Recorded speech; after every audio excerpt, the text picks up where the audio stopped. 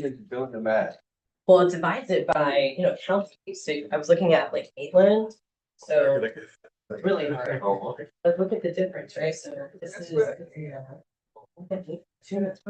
I should 6 million. Oh, one of our, 10 million. Well, one plus has a lot of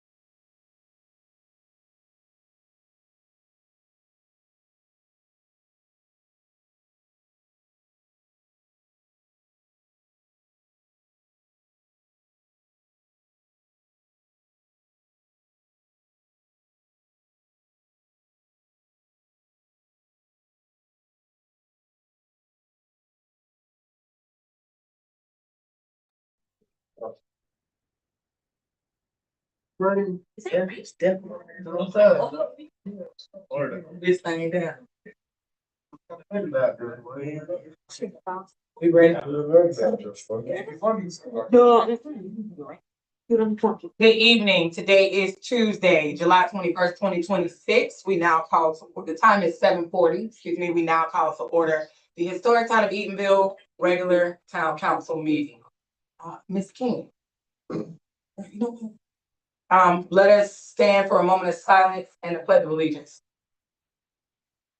Did you want to verify? We can, yes, ma'am. I almost skipped it, but we can verify quorum while we're standing. Councilwoman Randolph. Here. Councilman Mack. Here. Councilwoman Jordan. Here. Vice Mayor Thomas. Here. And Mayor Quick. Present. We have our quorum. And we will now stand for a moment of silence and the pledge of allegiance.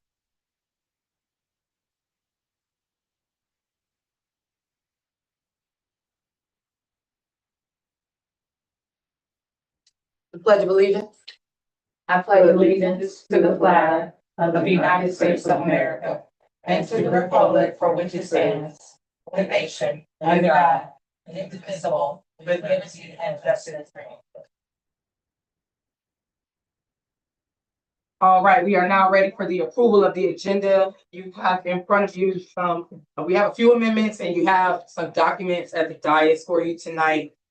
What we'll be adding to the agenda is an update from Dr. Phillips Charities in our presentation section, which will come right after the approval.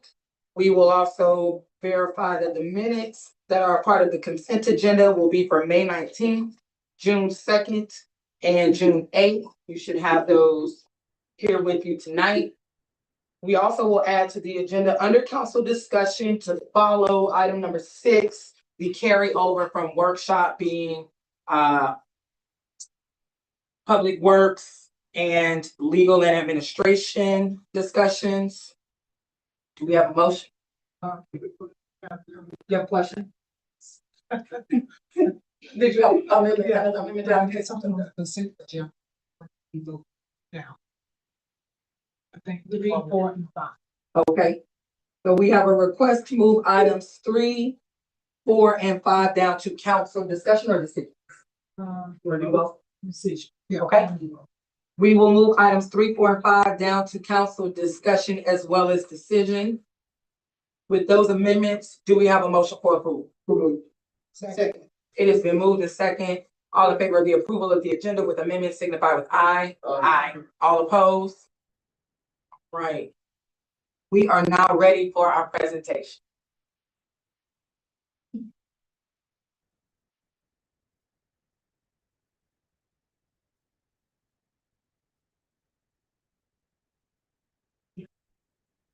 Good evening, council, community. I am Dr. Maroon, chair of the Eatonville Initiative Advisory Committee, and have just a few updates. The first update is, as of this morning, the recommendation by the Eatonville Initiative Advisory Committee to update our mission and our vision, values, and pillars was finalized, and so that will now move forward, be our formal mission. And I do want to take a moment to read it. The committee really worked hard on this, and it speaks to the work that we're committed to doing. So our mission is to honor and safeguard Eatonville's legacy and Black culture. We support a thriving, empowered community and promote economic vitality for all generations. That's the mission. That's the work that we're committed to doing over the next seasons. We as a committee have been out and about all through the month of July, so I'll give you a brief update of the actual advisory committee initiative itself. So the advisory committee was able to attend a number of community events in July. We were at the July 4th barbecue, and then we fast forwarded and came to the seniors meeting the following Tuesday.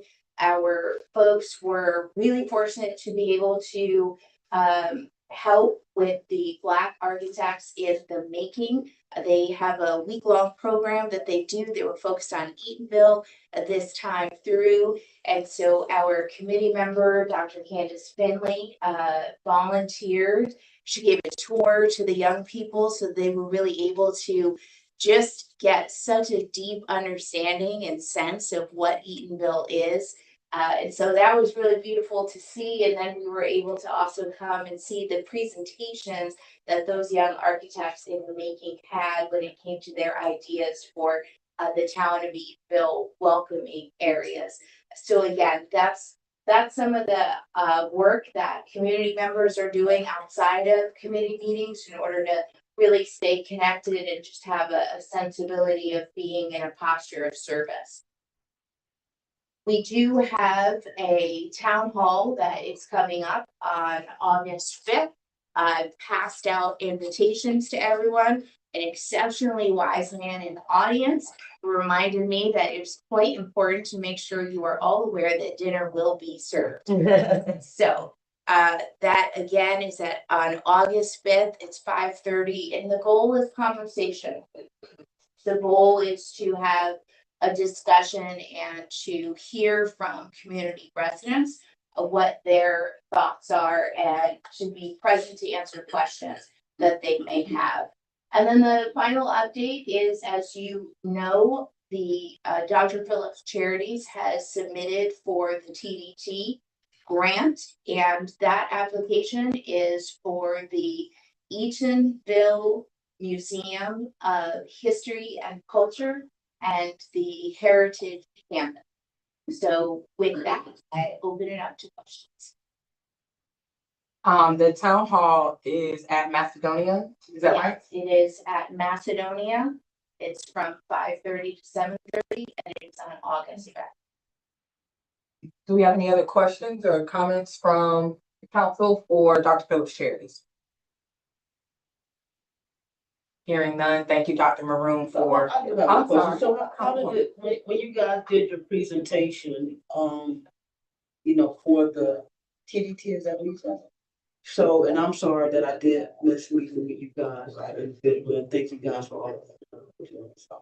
So, I did understand, hearing earlier that I think that our CRA had applied, and also another nonprofit within the organization. I think last time you guys were here, I'm just wondering, like, in terms of what you all are doing for the community, and I appreciate it. I just wonder though, like we're talking about, is that going to be taken away from those other agencies that have presumptively applied as well? I mean, I understand that it's just a thought as I was hearing. Okay, you guys applied, they applied, or is there any way that potentially you guys could partner? I mean, because we know we got the deal going on with the land, and just me. So it's like, you guys presumptively can get land, and then it seems like you're coming in and taking potential funding. So Okay, talk to me, Yeah, because I'm just, you gotta So- talk to me. this is a really great question, Okay. and there's two pieces of information here that are really important to have. The first piece of information is that this application is submitted by applicants to the TDT, and then the TDT is responsible for scoring, evaluating, and deciding. So ultimately, all of the decision-making power is with the TDT. So that's the first really important thing. The second piece to know is that, there are 24 applications totaling $3 billion. So there are projects all over Orange County, all over Orlando, for example, and all throughout Eatonville, right? Now, when we look specifically at Eatonville projects, you have the Zora Museum, that's one application. You have a Heritage Trail, that's another application. And you have the Eatonville Museum of History and Culture, that's the third application. So those are three separate, distinct projects. Now, ultimately, it is the TDT's decision. Do we fund 3 projects? Do we fund 2? Do we fund 1? right? All of that is within their hands. What is great for everyone to know for community is that, you know, the more horses that you have on a racetrack, the better the outcomes, right, for everyone. And so you might come in first, second, and third, right? But if you come in first and fourth, you still have one horse on the podium, just to use an analogy. Okay. And so again, it's competitive. You know, there's a baseball proposal. There are so many wonderful proposals, and it's gonna have a difficult piece here is that it is the TDT's decision. It's not Dr. Phillips' decision. It's not any one applicant's decision. We all applied competitively. So I feel like it did answer my question, but y'all know how I feel up here. Feel like we got a land grab, but now you coming in and then now it's a money grab, right? So that's just what I'm feeling. I could be totally off kilter here. So again, I just want to make sure, you know, that if there's possible opportunities to partner with another organization, it doesn't sit well with me how this entire thing is kind of playing out. And I did mention a little bit the last time when you all were here, and I understand that anybody can apply to it. So I do get that. I'm just hoping that in this continued work that you all are doing, that you guys really be mindful about the other businesses that are in the historic town of Eatonville. And I feel like somewhere along the line that they may be getting cut out of the picture for this money. Because you guys, I don't know if you're coming as a bigger organization with more funding and have that ability, but it just feels like a land grab and a money grab. You know, I'm big on history, and it kind of feels like a repetitive thing. So, and it's just a comment. It's just a comment. Well, the spirit of the work that I want to really emphasize to everyone is that this is a moment of doors opening. Right? This is a moment of doors opening. This is not a moment of doors closing. This is not a moment of saying you, and not you. And so when we start talking about the projects that are going to be happening, it's about opening the door to have community town halls, to have community workshops, to have community conversations, to sit down with the organizations and hear what their visions are. So when you say, you know, we've got a heritage trail vision, and we want to see Thomas House and Mosley House and Club Eaton, you know, come back to life, right? All of that should happen. And when you have an anchor project, it makes it even easier for those organizations. You know, the Thomas House has its specific org, Mosley has its, etc. And so when you have anchors that are happening, it attracts all this additional opportunity, not just for funding, but for collaboration. And again, I just encourage people to say, is this door closing right now? Are we choosing only one thing as a community? Or are we opening the door in this moment so that all of these ideas and dreams and visions that people have been talking about, honestly, for decades and writing and documenting, are we opening doors so we can start to sit at tables together and have conversations and have collaboration? And that's the hope, right? Is that we're all sitting at a table and having great conversations. I have a question. Dr. Wong. Okay, I have maybe about two, maybe three questions. In the beginning, surprised, I went for, I think I was in an interview on Tuesday. Is it on Tuesday or Wednesday? Maybe over a week ago. Yeah, okay. It was a great presentation, but I left there, when I thought about it, a little confused. Initially in the beginning, and concerning the museum, because that seems to be the most talk milestone. One of the milestones had addressed the museum, and basically it was that about 4 acres will be set aside for the town of Eatonville for the museum. However, we have to come up with the money to build the museum. Now, all of a sudden, when you came here the last time, a change was never mentioned. Okay, and it reflects that in this report here that you gave us. So when I look at the milestones on this, it only really addressed 3 of them. Okay, and it left the museum out. By year 2, the pavilion, year 3, the learning center, 4 was the health care center. Okay, so I was a little confused about that.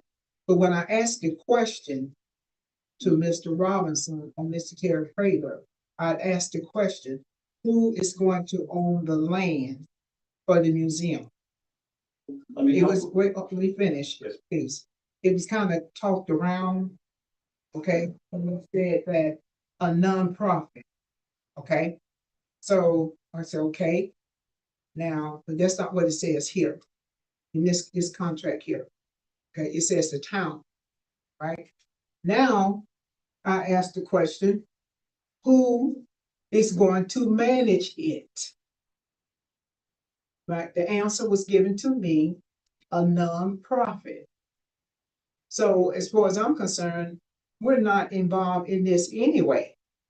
No way that I see that we are involved in this. So you came here, but you didn't give us the change, knowing all the time that you were going to more or less apply for funds for the TDT. A TDT that just didn't pop up like that. There's a time frame that they put this information out as to when it's going to be open for projects. So I kind of felt a little very short sided with this whole situation here, and I didn't think that was very fair. Okay, and then my concern, which you have nothing to do with this, but like today, they were getting ready on the edge to leave the Eatonville CRA out because of various reasons. Okay, they did address about the sunset issue. All right, but however, they left Dr. Phillips, also Preserve Eatonville Community, PECN, and as well as other people in. And here we have a litigation problem right here on the property, but they left them in, but then they canned Eatonville. So I guess when they realized some of the other factors that they said, well, we need to give consideration to Eatonville because we spoke up for Eatonville. All right, I didn't go to the podium, but someone else went to the podium because I had prepared to go to the podium. But since we had one person that was going to go to the podium anyway, I just remained silent. Okay, but I'm kind of confused in this whole process because no matter who put in for it, no one owns. Neither one of you all own the museum. We don't own it. PEC doesn't own it, and you don't own it. Neither does anybody else. But I'm just saying, it's only the school board. But until this litigation problem gets resolved, I don't even see how they're going to be able to make a decision about this whole thing as to who's going to get rewarded, who's going to get the contract, who's going to get the money for the museum. And that's a question that I need to ask them, and I will be asking them that question. So would you like me to You respond? can go right ahead, Mr. Robinson. Well, Yes, thank you, go right Mayor ahead, and please. council members. Thank you. And Dr. Maroon, thank you for your comments, eloquent as always. If you look at our agreement with Orange County Public Schools, there are certain milestones we must hit. One of those milestones says we will set aside 4 acres of land for the town of Eatonville to build a new town hall. And it says /museum. So if the town of Eatonville decides to build a new town hall, we will gift the land to the town of Eatonville. And the town of Eatonville will own that land, but you have to build a town hall on the land. And the museum portion? If you decide what we heard during comments various times, was that the town would like to have a museum as part of the town hall. So the concept was, if the town was to have a museum incorporated within it, then they could do that.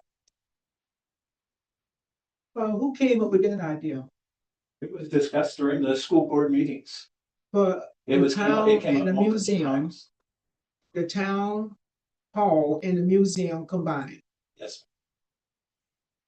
Yeah, I don't necessarily agree with So that. what you all are proposing, so you all are proposing another museum on that land? Or are you talking about the same museum No, with this? it's like different, something totally different. Something totally different. So that's what you all were saying last week. With this fund, you have the opportunity to do something. So TBT, nobody knew what TBT was going to do, including the county, up until about 20 days ago. It was very uncertain. They came out with a interest indicator about 10 days ago. We scurried when that opportunity came about to leverage the opportunity we have, where we're purchasing this land, we're building a park, we're creating infrastructure to build with that a museum and a history trail. So that was what we're looking to do. It's an opportunity that has come up multiple times. The town's, I wouldn't say representative, but people representing the town have gone to TBT and the funding just hasn't occurred. We think this is a great opportunity. We're willing to invest $20 million of our own money to make it a reality.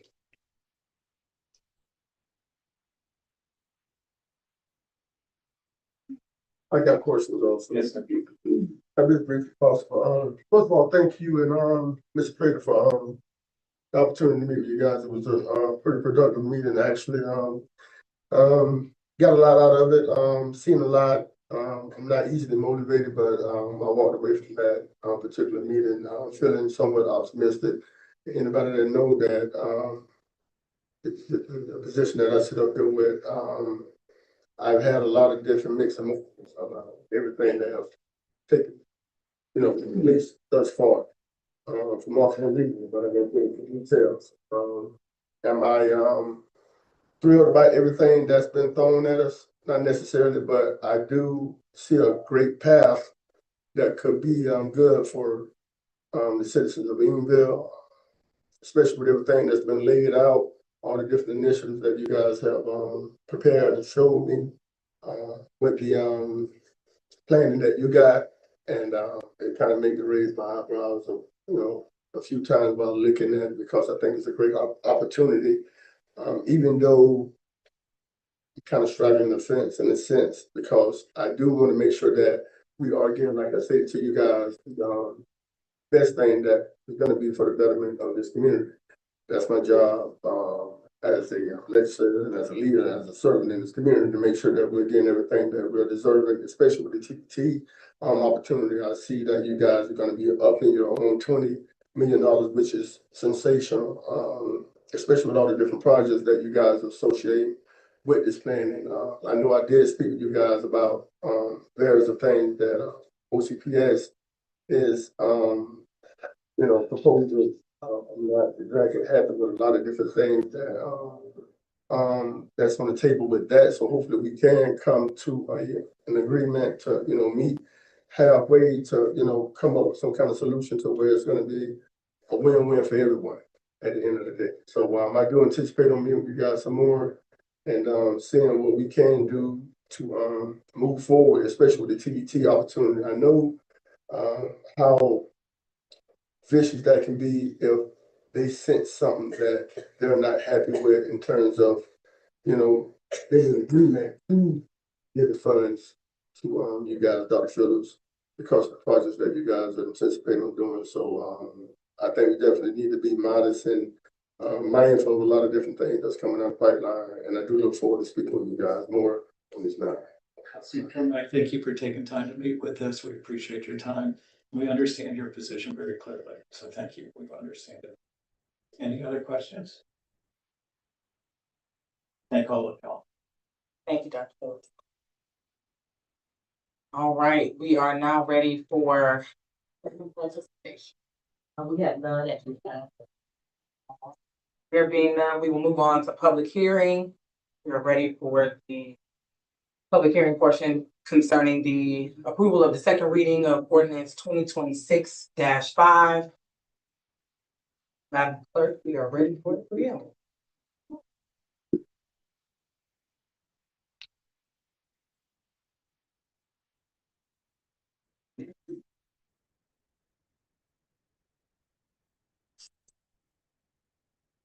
Ordinance number 2026-5. Ordinance of the Town of Eatonville, Florida, related to the Land Development Code, amending chapter 60 to add Article 20, establishing a process for the review of reasonable accommodation requests for certified recovery residences pursuant to Florida Statute Section 397.487, providing for conflicts, providing for codification, providing for severability, and providing for an effective date. All right, you have heard the preamble. Let us be reminded that this is merely an amended index, but we will follow the procedure as designated. We will now open up the floor for public comment regarding this ordinance. Do we have any members of the audience that would like to speak on ordinance 2026-5?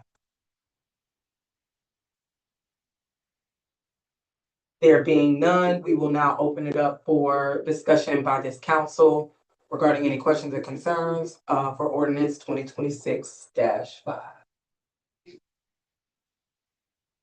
All right, there being none, I will entertain a motion for approval. Second. It has been moved in second. All in favor of the approval of the second reading of ordinance 2026-5, please signify with aye. Aye. All opposed? Right, we have a new indexed ordinance. Right. We are now ready for consent agenda. Please be advised that it has been amended to only include items 1 and 2. Do I have a motion for approval? Chair, before you do the motion, just add 1, 2, and 3. I want 1, 3, 4, and 5 were moved. 4 and 5, just move 4 and 5. Okay, so there's an amendment. So we want to keep 3 in the consent agenda? We're gonna miss it there. Okay. Yeah, because I've already have the answer for that, so. Okay, so there was a motion to approve with the amendments. It is already been moved and second. It would be best practice to just go through the motion. Yes, ma'am. So let's go ahead and leave the amended consent agenda with items 1 and 2. Motion for approval? So moved. This has been moved and second. All in favor of the approval of the consent agenda, please signify with aye. Aye. All opposed? All right, our consent agenda is approved. We are now ready for council discussion. Did you want to go ahead and add those items to the top? Add those ahead, To the okay. top. All right, we'll start with item number 3, the approval of the sale of 3 patrol vehicles as surplus. The preamble. There is not a resolution for the patrol vehicles. All right. Okay. This is on the, are you ready? Okay, thank you, Chair. Okay, yes, I had some questions about the, process for patrol vehicles. And, I didn't realize that we had, vehicles 10 years old. That's not really a good issue for that. But my concern was, you said that these, go, I believe are auctions. You take these to an auction when you get ready to, sell these vehicles. Yes, ma'am. They get surplus out through fleet auction that's done with all of the established use police department. We just have to remove the striping from them, whatever lighting or things that would indicate to be a police vehicle. Move those majority of those things from it. So when we get these vehicles, are they at a cost to the town? Cost of town and what? When it costs the town, when you get these surplus vehicles? The ones that I had purchased, the ones those over there were there. I got those. I didn't pay anything for them. Oh, okay, all right. So we actually get a return back off the vehicles because we're turning them back in. And they'll be sold at an auction off And the numbers vary depending on the year, the mileage and the. And what's the average that we get in return on vehicles? It can vary, it can be 1,500, it could be 5,000. It just all depends on sometimes the vehicle, what it is. The SUV, some of it's things like that. Okay, then a return on that money back to the town, the police department, or how's that money being utilized? Goes right back into the vehicle line. The vehicle line? Yes, ma'am. Okay, okay. So does this, affects our insurance, the number of vehicles that we have, surplus vehicles? Because I see, along Kennedy Boulevard, we have quite a few, sometimes we have 3 vehicles in different locations. So the extra vehicles that we have, does it have any effect upon the insurance? That Well, the we vehicles that we do have, one is a memorial vehicle, and we know that it's used, here and there on the community. We got that vehicle also at that price. So, what we use it for is like if somebody's car breaks down, we just had a vehicle last night. He got 2 meals in the tire last night. So we had a vehicle that he could swap into that night and continue to shift. So you always want to have a surplus of what they call, vehicles that you use for pool cars is what we call. Every department has, every sheriff's office has, you give a person per car. So if you don't have a car, and you don't have a person that can move around in the town, responding to calls. That's not something we want to try to explain from this nature. If someone had a 911, not to break it up, but the mayor knows how important it is to have somebody show up in a moment's notice with an AED ready to go. Okay, all right, that was my only. Right. Those vehicles, one of them had over 20,000 miles on. So it was a vehicle before I got here. So we used it as much as we could to a point where I was able to obtain another vehicle. So I just swapped it out with another vehicle because that's my choice. Okay, all right, thank you. You're welcome. All right, so there was no resolution attached to this as it was a part of the consent agenda, but I will entertain a motion for the approval of the sale of these patrol vehicles. So move. If I might add, I'm sorry. If I might add one more thing, we are in our department. We actually have no vehicles that we are paying for or leasing, so no money is going out towards the vehicles that we have. They are all paid for at this moment. So that's a thing to think about down the road. We're talking about all night with this tax. Please. For clarity as I do my notes. The items that were moved from consent were to be moved to council decision. Are you doing the decisions prior to the discussion now? Only for this item because she wanted to retract her removal from the consent agenda under which it would have already been approved. So if it's okay with this board, I would say let's just approve this one and move on to the items. Do we have any opposition to that? That's fine. All right, so it has been approved, or I'm sorry, it has been moved and second. All in favor of the approval, please signify with aye. Aye. All opposed? All right, we are ready for council discussion on the approval of resolution 2026-42. Councilwoman, this is another one that you had requested be removed, so we are ready for discussion. If you want to start. We have to read the preamble. It's a discussion. So Discussion, okay, all right, on this one, I was concerned. I know we discussed this in the last, I believe the last, council meeting. About the funding for a. Oh, no, this one is to amend, right, to adopt the budget for a line item. I believe that this is for this in reference to a clerk position, the deputy clerk. I think we're on number 6. Oh, we're on 6. We're on council's. Right, but you asked that 3.5 be placed ahead of 6, and that we just continue in chronological order. But we are starting with consent agenda item number 4. So this is, Okay, so As a part, just a part of the discussion. So we're actually starting for it. We're gonna start with 4. Yeah, so to your question, yeah, okay. but Okay, well, it seems like the kind of like the cart before the horse, because it's like number 5 should probably be first, and then number 4. But it doesn't really matter. They kind of go together anyway. Okay, now, I do have a concern about that is because one of the budget constraints that we're facing, right now, I just don't think that it's a good time for us to create new positions, at this time. And I believe that, this here needs to correspond with the, and anyway, this particular position, which it explains it on, item number 5. It basically corresponds to the title of deputy clerk. That term deputy clerk, I look at that as being a higher level clerk position. I look at that. And I just think that that does not correspond to, in my opinion, to the title, here, to have a deputy clerk. That seems to be more of a higher level executive, clerk level. But they're asking for the pay for $42,000 on the salary adjustment. Basically, I just think that we need to hold off on increasing any wages at this time until we go through the budget process.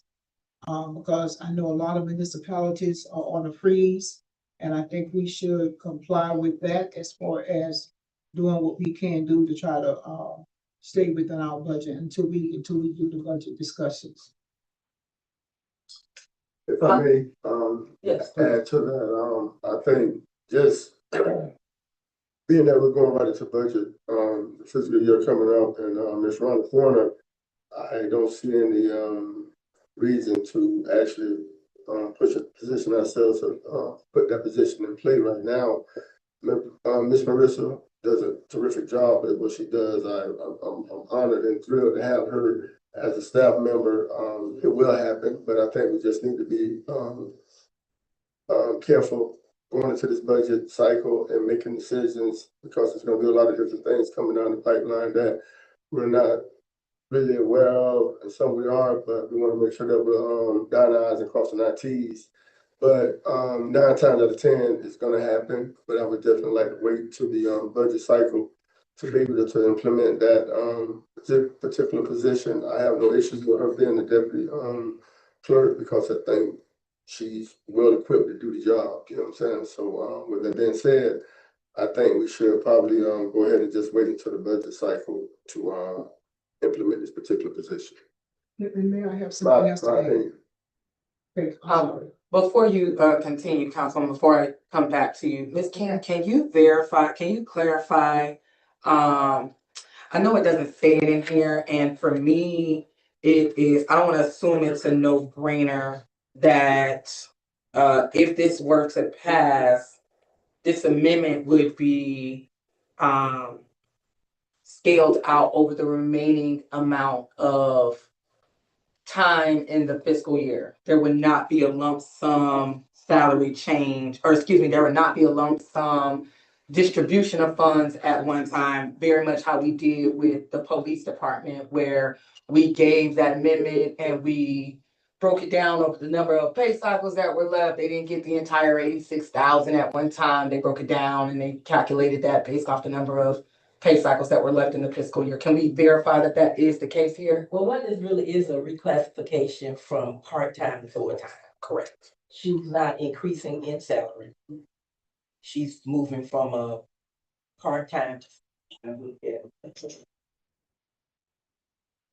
So then the deputy clerk position does not actually, the pay doesn't take effect until, as it says, beginning October the 1st.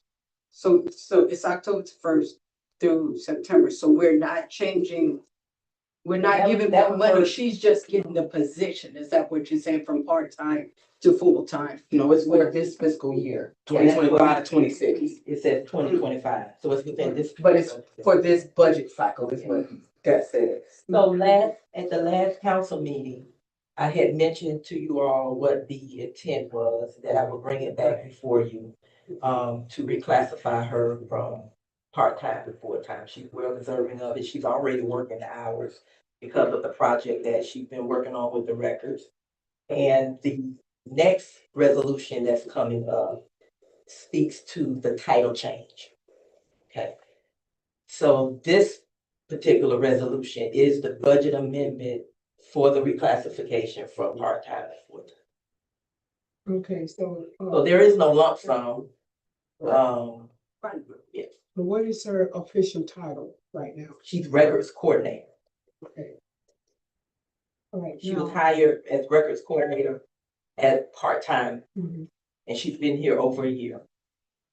I groomed her for, she's even mentioned that, she's been the protege, but, she's done an exceptional job. And I felt that she's very capable of doing, some additional, responsibilities, having some additional responsibilities and taking on some leadership capacity. That's what it's about when you are building capacity in the area of personnel. It is a it is definitely a decision that's gonna help get asset to the clerk's office. And, I think she has proven herself even beyond beyond the clerk's office, even in front of the council. I'd also like to add, and Councilwoman, did you have another comment? We'll come back to you. I wanted to add that, Councilman Mack made a good point that, we're getting ready to come into our budget season and there is an opportunity to wait to do it.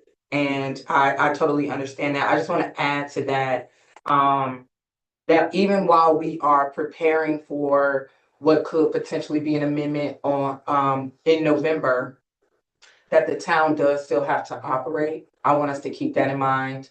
I know that there are municipalities that have larger salary buckets, if you will. And so being able to put a freeze on hiring is efficient for them. Whereas with the town of Eatonville, we are not working with as expansive of personnel. So I want us to be mindful that even while we are being frugal and responsible, that there are some things that there are some housekeeping things that we still need to attend to, and we don't want to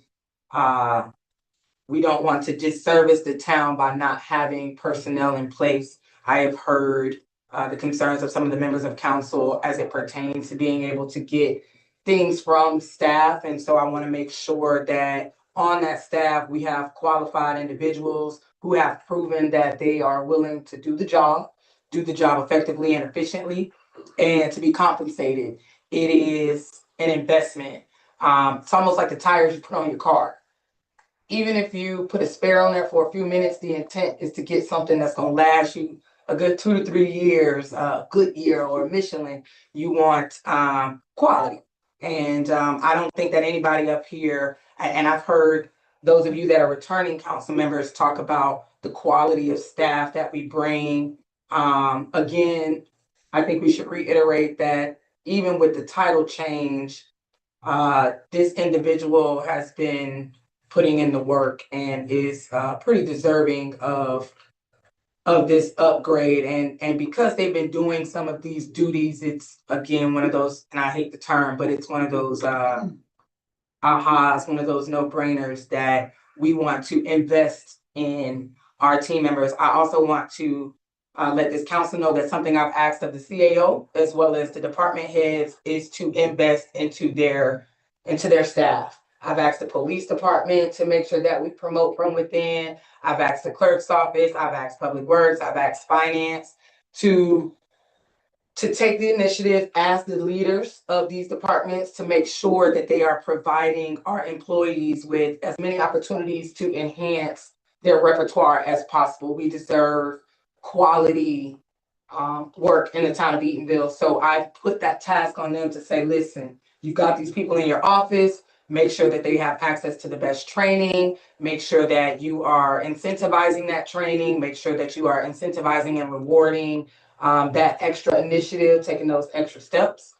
So whether we do this now or whether we save this for later, I want us to keep that in the back of our minds that we get what we pay for. So And if I may, after you. and let me go to Councilwoman first, and then I'm coming right back to you, Councilman. Councilwoman Randolph, I'm sorry, I skipped Vice Mayor, Councilwoman, Vice Mayor, Councilman. okay, I'm not in dispute about the performance of this individual. I'm not in dispute about that. I recognize the good work that she does, but this is not about that. It's all about budget. Okay, now, I was trying to figure out one of the reports I received, the contingency amount is different from what I had before. So, the last report that I have, according to this here, says that the amount will be coming from the general, contingency fund. So I see that. Are you there's- referring to the cover sheet? Yeah, go down at the cover sheet at the bottom. But when I looked that up, the number for this is different from what I had before. Is that the line number or The the line dollar number. amount? The account number? Yeah, the account. Oh, The this is one that the, ends with 5,800. yes, this is the account number that was given to me by the finance department. Yeah, but yeah, I understand that, but I'm just saying, The general fund. maybe the CEO can explain that to me, because I think the last one that I picked up before this one was about $4,000. Now I see that that line now is 163,000. So that was almost the number that we had from the beginning of the fiscal year when it started in 2025. So I'm just very concerned about, do we have the accurate number? Or how did that number get back to 163? So, Mayor, Council, the contingency numbers have been fluctuating, but then also what you gotta realize is we do have salary line items that have not been fulfilled. So that money will roll back into the contingency and the general budget line items because it's not utilized. Okay, so I'm going to request from the beginning of the fiscal year up to today, July the 21st, all the funds that's been spent under the contingency. Because the last report that I had picked up said it was like 40-something $100. Now we're looking at $163,000. So I want to make sure that we get in the right information. Right, so, and I understand what you're saying, Councilman Randolph. Also, what you gotta realize is when reconciliation come through, they're bringing it out of that, but then they have to go back and reconcile and bring out of the line item, the salary line item, and they have to be put back into the contingency budget as well. So it should offset, but I do understand what you're saying, but I will get that from Ms. Gibson. I'd like to have that tomorrow, please, sir. All right. And also what I would like to, another reason, that this is being recommended to council for consideration is the, capacity that she serves in, which will provide training across the departments. And one thing about being a part-time employee, you don't have access to training. Training is not available for part-time workers. And so when you're talking about building capacity in the area of personnel, equipping them so they can do their job and be more effective. She's done a great job without training. Minimal training, let me just say minimal training, in-house training. But this will allow her to get official formal training as well. And again, allow her to advance in her capacity in more of a leadership role. And when you look at the role of the deputy clerk, you can go to any municipality. She's doing a lot of the work. She is doing a lot of the work. A deputy clerk is not the highest executive in the clerk's office. That would be the town clerk. The deputy clerk would be the next leader that falls up under the town clerk, and then typically there is an assistant in that office. We have functioned for decades, many years, as a one-man office. And I thank you all for allowing me to even bring in staff, and you see how effective that has been. We're doing the job that we're doing because of the personnel. And if we want to better enhance the clerk's office, we have a long ways to go. We've done a lot, and we have a long ways to go, and it's gonna make a difference when you have the right qualified people in position. I know that's been at the heart of the core of this council, that we have eligible, skilled, professionals, and she's a professional. And considering her for this role is I believe is more than reasonable. And But, I'm sorry, Vice Mayor. So, I do agree, that we should, go ahead on and promote her past this position, because this young lady, no matter when you call her, whether it's something that she don't do or she's not, or this is not my position, you don't hear those things from her. You get the work done. And then, as I was stating earlier, with all the things that we have passed, and you guys say we don't have this and we keep running our mouth and you know, I know we talk about the taxes and all of that, but we are speaking so negative that, oh, this is not gonna, this is gonna happen, this is gonna happen. So do you really want us to continue to focus on what ifs? And then, you know, I do think this young lady is overly qualified. I just cannot say enough about it. I don't have a problem with it. I think it's something that we really should take in consideration. And as I would say and agree with the rest of the council, we're asking for a professional. We're asking for people to know their role. Not only does she know her role, she just doesn't stop there. She continue learning. And it's always a big asset to us if we have someone that's that capable and willing. And if she's, you know, part-time and doing all this work, would you work for that? And I will say this, I wasn't gonna say this, but I am gonna say it. She's actually with her job going for part-time to full-time, the actual salary has decreased by $1. She's gaining the benefits, but she's decreasing in her salary and she still wants to work. She still wants the opportunity. She loves the town of Eatonville. You can see it in her work ethics. You can see it in her skill set that she wants to make a difference in the town of Eatonville. I stand by her. And I know we keep talking about budget and we only have a couple months. So true. But I'm still gonna say, did you want to work for that for the next couple of months? Because if you're paying for this person with that type of expertise, with that type of knowledge, with that kind of professionalism, I just don't see a reason not to move forward. From a business perspective, I do understand that. I do, but if I want my business to run with a professional that's gonna be respectful to no matter who it is coming this building, yes, ma'am, no, ma'am, yes, sir, no, sir, and not just give you or some type of attitude. Let me just say that you never get an attitude from this person, never. So I do get it, but that's just my opinion, budget wise or not. That is my opinion. I'm gonna pay for what I need and what I want versus what is gonna give me everything but what I need and what I want. Councilman Mack.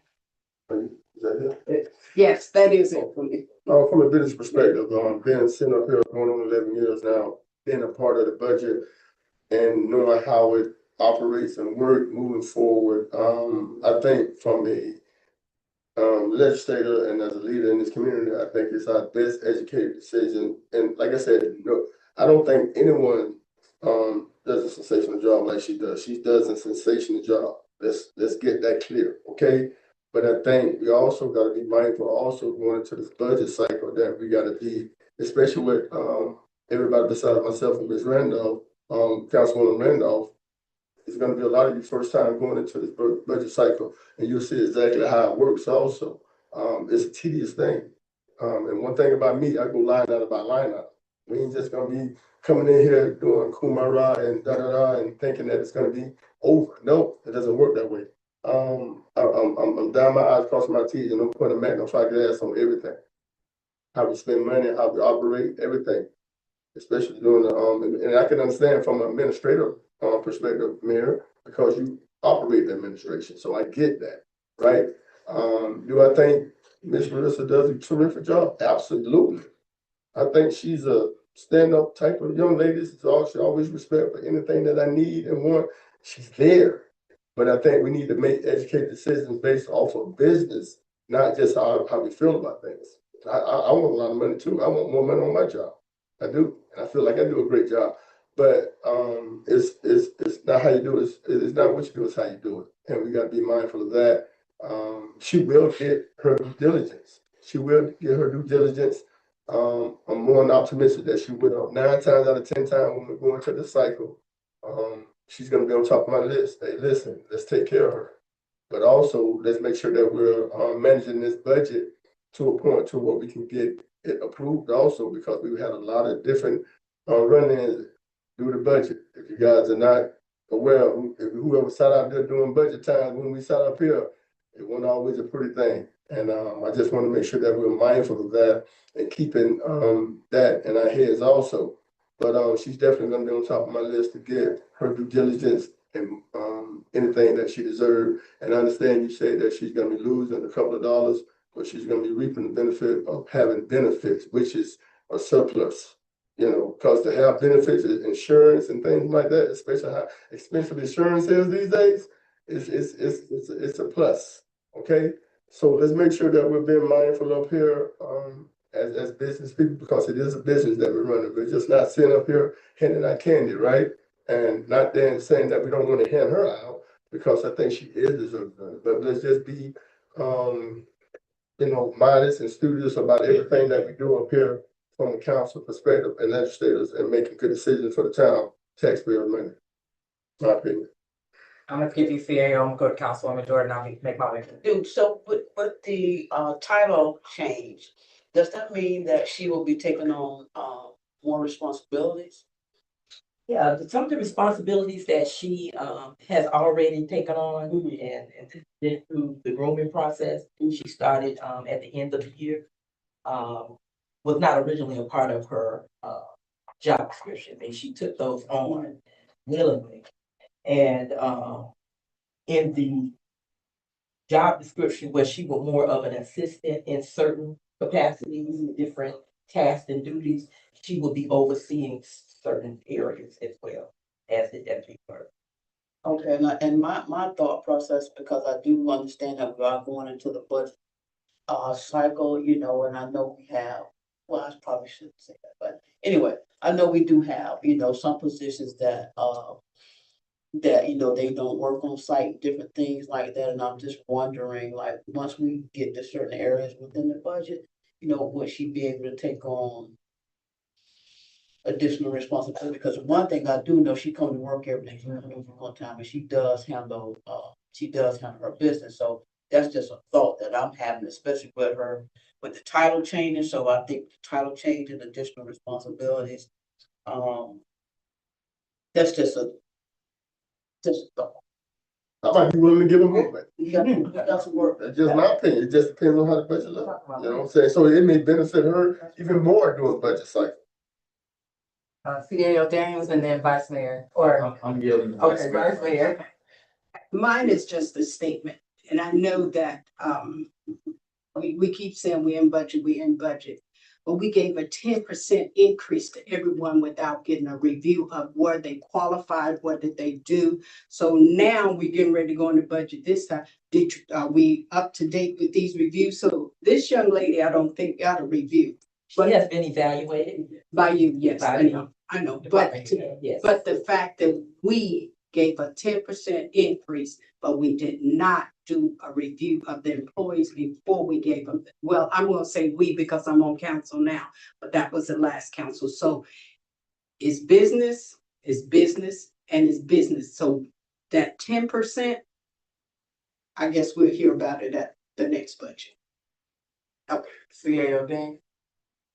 So Vice Mayor, you actually went into something I was going to say is this young lady has also been doing work outside of the scope of her job description. So she's been doing the deputy clerk duties. You think about historic preservation. She's been doing CRA. She's doing all those things outside of the scope of her job description as is. And I understand that we're not at a juncture of budget time, but then also just think about if we did not take the initiative of getting these records and all these things, how much money it would have cost us in legalities and other possible things. So you have to outweigh the cost of going ahead and making you got to look at capacity, y'all. We're looking at things that's happening, records and stuff that's needed. And if we don't turn it around in time, we don't get it in time, it's going to cost us more than increasing up to the salary amount over this short amount of time. So that's just my observation of it. And my observation of it also, especially being you being a CEO and being overall administration besides the mayor, these are the things that you need to be evaluating as well. You're over the entire administration. These are not matters that just occurred yesterday. I'm just coming up here trying to make a decision today. You've been through this. So while we sitting here trying to make it seem like if we don't do it, it's a bad thing. We're not saying that it's a bad thing, right? But these are the things that should have been addressed, especially with the evaluation piece of it. I know the clerk have evaluated her, and I've said numerous of times that the young lady is doing a great job. And I'm the one that approved for her to come part-time because she was so requesting of someone to come and help her. And I feel like the clerk does need help and assistance. And I'm ecstatic that she wants someone to come full-time. But for us to sit here in the same breath and say that, she's doing a great job, which she is, but on the other end, be in a sense irresponsible with not, doing our duties as legislators. I don't care how many, times you get in your feelings, because that's what it seems like. It seems like a lot of feelings going on up here. And it's not about no one liking nobody, not liking anyone. It's about just making educated decisions up here with taxpayers' money. Also, are we gonna give her the money that she deserves? Of course. But let's wait until the cycle of the budget and see what we can, and like I said before, maybe we can give her more money. Maybe I'll be that one and say, hey, you know what? I see some money that's available that we could probably put in this line item that could perhaps help her on top of the benefits that she'll reap. Also with the medical. I know how expensive it is. I know what type of money I spend for medical, and for her to increasingly get that salary on top of medical, that's a win-win for her. You know what I'm saying? And So- I agree with you 100%, and I believe in that song practice what you preach. So when I initially came up here, and even when I was on council, I was one of the biggest proponents of evaluations. And since I've been here, evaluations have been done. Evaluations have been done across the board. It wasn't done when I came in here. The percentage was less than 10. It was less than 10%. Last year it wasn't done. The evaluation component wasn't done. That's why we gave the 10% across the board. Right. So that's what I'm Because saying. it wasn't done, it wasn't established, and we said last year during budget cycle, myself and Ms. Councilwoman Randolph, that we need to have something in place going into this budget cycle, because if we don't, it's gonna be hard for the employees who are not being evaluated properly, because we're not gonna be able to increase to get them a salary just because they're employees. You don't just get, some companies don't even get you a raise. Right. Some people just get Because based off of your evaluation. Yes, You sir. got some, and then those are the type of people that you need to weed out anyway, because if they're coming to work, not doing what they're supposed to do and not being productive in what they do, we need to look into, how we manage them also.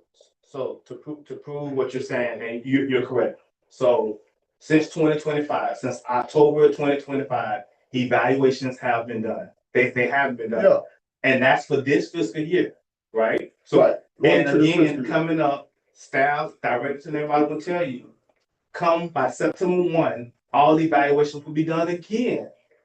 So they had a preliminary evaluation, now they're having another evaluation come September 1. And you're right. I am ultimately, by me being a CEO, but I will tell you, some of these things are 20 and 30 years old. And anybody know, if you go to scale a fish that's been around 20 or 30 years, if he lasts that long, it's gonna be hard to scale them because those scales are thick. So we have to pull back all these layers, and it's piece by piece. We're eating this elephant piece by piece. So I understand. I think Miss Marissa is due to that. She has shown the initiative, she has the capacity, she has the education to go along with it. But ultimately, it's y'all decision. If you all tell me to wait till October, I'll wait till October. And my reason for saying that, and if I can be briefly about this, like I stated before, I think my going away, because of the experience that I've endured up here with budget time and knowing how it works, the cycle of it, and how to digest it, and it can get kind of harsh up here, man. It can. You know that's being up here as a councilman yourself. We gotta tie our eyes and cross our T's, man. This is a business. This ain't no operational thing where you just, saying, okay, just because. And like I said, this young lady, she goes above and beyond. she goes above and beyond, you know, every day, daily.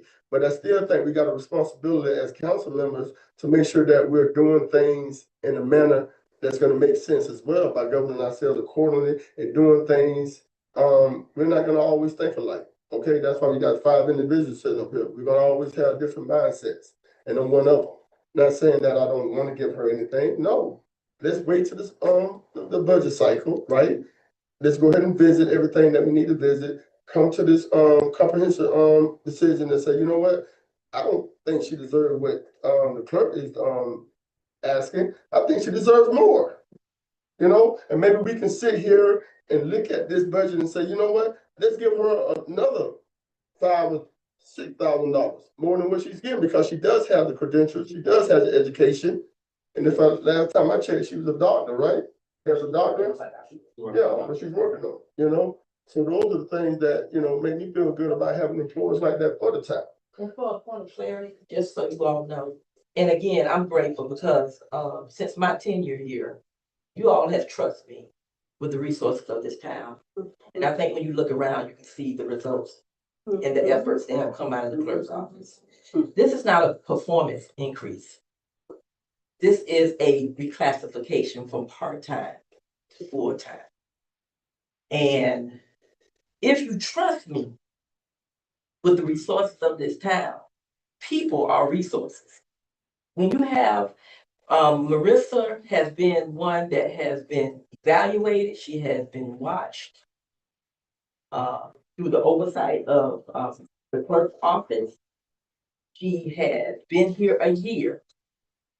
And this has nothing to do with the budget. This has something to do with what she has shown in the first year of her employment and what she has done to help build capacity in the clerk's office. And that's why I'm bringing her to you. I know every last one of you all like her. I've come up here on multiple times and told you how much of an asset and the benefit she's been to this town as well as the clerk's office, and you all have agreed. I'm just asking you to trust me with the resources. We have some annual goals. We're on task. We're meeting the timeline. And one thing about the the clerk's office, if we say we're gonna do something, we're gonna do it.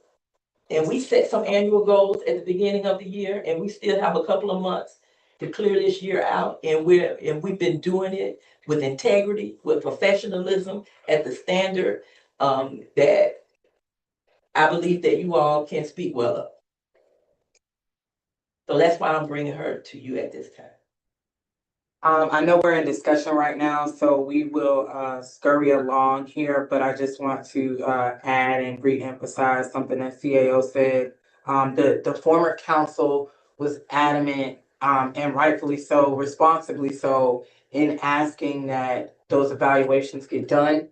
And so even outside of what is being asked of us tonight, I want to assure you that you were heard. As a matter of fact, upon my inauguration, they were in the middle of mid-year evaluations. And so that's why you heard that those end of year annuals will be coming back up before we go into budget. CAO Daniels has been adamant that department heads justified their requests. So when we do get into the budget cycle, you will see that there is a justification for everything that will be asked. If staff have not given that justification to the CAO, it probably will not come before you. We won't even waste your time asking you to do something that cannot be justified. So whether that's today or whether that is later next month, those evaluations were requested, they were acknowledged, they were heard, and they were accomplished. And I'm actually proud to say that. I'm glad to say that upon walking in the door, the tone changed, not because of me, because of the former council, absolutely, but definitely good to see that the town is moving in a progressive direction. That being said, Ms. King, I know that we're still in discussion, but resolution 2026-43 is very closely tied to this. So for discussion purposes, I want to see if either Councilwoman Randolph or any other council members have any questions or discussions that are additional to anything we've just discussed about 2026-43, which is the actual name change that goes along with the reclassification between part-time and full-time. As we move forward to the next item. Any additional questions or comments? All right. Well, it looks like we are ready for item number 6, discussion of resolution 2026-32. Are you putting those to a motion?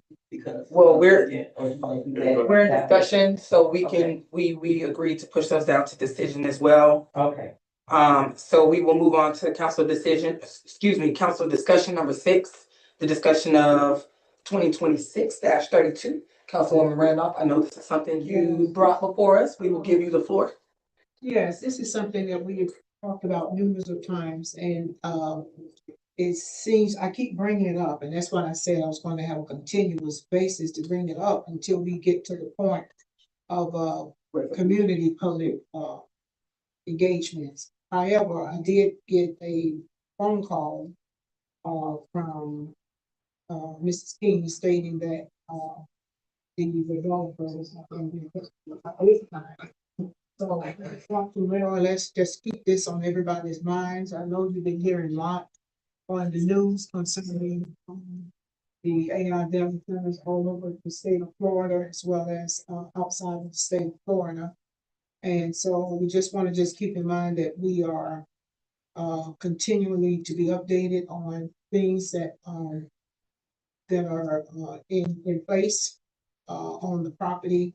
But I don't really hear anything about the sound and environmental or about environmental issues concerning sound. I hear a lot about water and electric and utilities. So I would like to get an update on have they performed any sound testing for the community and the environment. So Councilwoman, Randolph, to your point, we talking with Mr. Manning, previously before he's supposed to be here. He did say he could be here for this one. He could make it to the next one, like he was out of town. The only sound he said that will be extremely a decibel change will be when they test the generators. And that's at the same capacity that they're using them in Calumet Park right now. And from Calumet Park, I haven't heard any complaints of any sound when they go to test the generators. It's just the generators being turned on. Well, I would like to add, Councilwoman Randolph, that in your request to ensure that we engage and inform the community, and I had a chance to speak with Mr. Manny as well about that sound impact, and something that was recommended to him was to communicate with the community. So for example, if they have a schedule in which they are anticipating that testing, let's make sure that we have you communicate to our residents so that if it is something that they have not accounted for or have not calculated in, and it turns out to be something more than what they anticipated, then the residents and the stakeholders and the business owners are at least aware. Let us know what time you're planning on doing it. It's gonna be in the middle of the night. It's gonna be first thing in the morning. It's gonna be during school hours. So I think we can take that to the table when we have that conversation to ask that they incorporate that in their community information as well. We can add that to that list of requests. Right, and that was the same thing as Ms. Lisa from Duke, when we talked about Duke Energy and all that. So as former rep, as Kamani said, that it won't be any impact, no taxpayer dollar went towards that. Anything, actually, our grid has been hardened. So they consider it to be hardened, but like a hurricane and stuff like that, it's even more hard. Not saying that we won't lose power, but because of that grid, they had to pay extra money to harden that grid to ensure for public safety and all those aspects of it. And no taxpayer dollar was used for that. That came from the actual developer. And Duke also confirmed, Duke put their name in front of us to let us know that their current customers are the priority. So if they cannot accommodate the request of a new business owner or a new customer, we take priority. As in the current customers, we take priority. So if they can't accommodate that new load, that entity does not become customer, and I don't want to misspeak on Duke's behalf, but they assured us that their current customers are the priority and they will not compromise our power and energy source on behalf of a brand new customer. So we have had some conversations administratively with some partners in the community to ensure there is minimal, if not no impact on our constituents. Additionally, Representative Escamani made mention of some of the legislation that has now come out. I know that some of the energy companies are implementing tariffs for large consumption customers. There are also some legislative protections on the state level that we can adopt. So we should be mindful of those when we bring our legislative objectives forward to kind of reinforce what the state is already saying to protect what we have and then what could come to the town of Eatonville. So we have some resources and some tools at our disposal, but I definitely think that asking the business owner to communicate and communicate effectively with the town will be beneficial. Did we have any other, did you have another comment or question? That was basic. I was concerned also about the sound. If they ever do another sound test, and I know sometimes it may be untimely by the time you get the information out, that will be good to do the emergency robot call to the residents, because a lot of people do get that, that attention for the robot call. So that will kind of give everybody, know to say it up. This test is going to be going on. Yeah, it's for the generators, for the emergency generators to turn on. As was told to us that they kind of know that the grid is going to lose. So they have a 30-minute backup battery system that kicks on, which gives them time for the generators to kick on, which they're already doing in Callan Park right now. What I would do is to be preemptive, I'll go ahead and talk with him. Let's find out when his next one, if he's doing one in the month of August, we'll get it out, and then maybe we have different people out there to be able to test it. We can hear the difference, because when we talked about it, with the noise from I-4 and them turning generators on, we shouldn't really have an impact from it. I mean, I haven't heard any complaints so far. I don't know if Chief have or anybody else have. So if they've been turning them on, we haven't heard it. So maybe we'll find out when next time they're doing it, and we'll get a team together and I'll come out, whoever needs to come out, and let's see if we can hear a change in sound and report back to you. I'm not too sure exactly what's going on with this, but I did take a picture of it and I will turn it in to the administration. There are some signs, yard signs on Monroe Street over there. I guess we'll be going around the curve, around the back way from Duke Energy about grid, about the electric grid. What is that about? So in that area, there, and Miss Monday, we talked about that with Duke as well. A lot of the power lines in that area, they're putting them underground in that area. A Monroe and Rain area, back in that area, they put the grid up under. So I don't know who came in and paid for it, but someone paid to move the lines up underground instead of being overhead lines. Okay, just.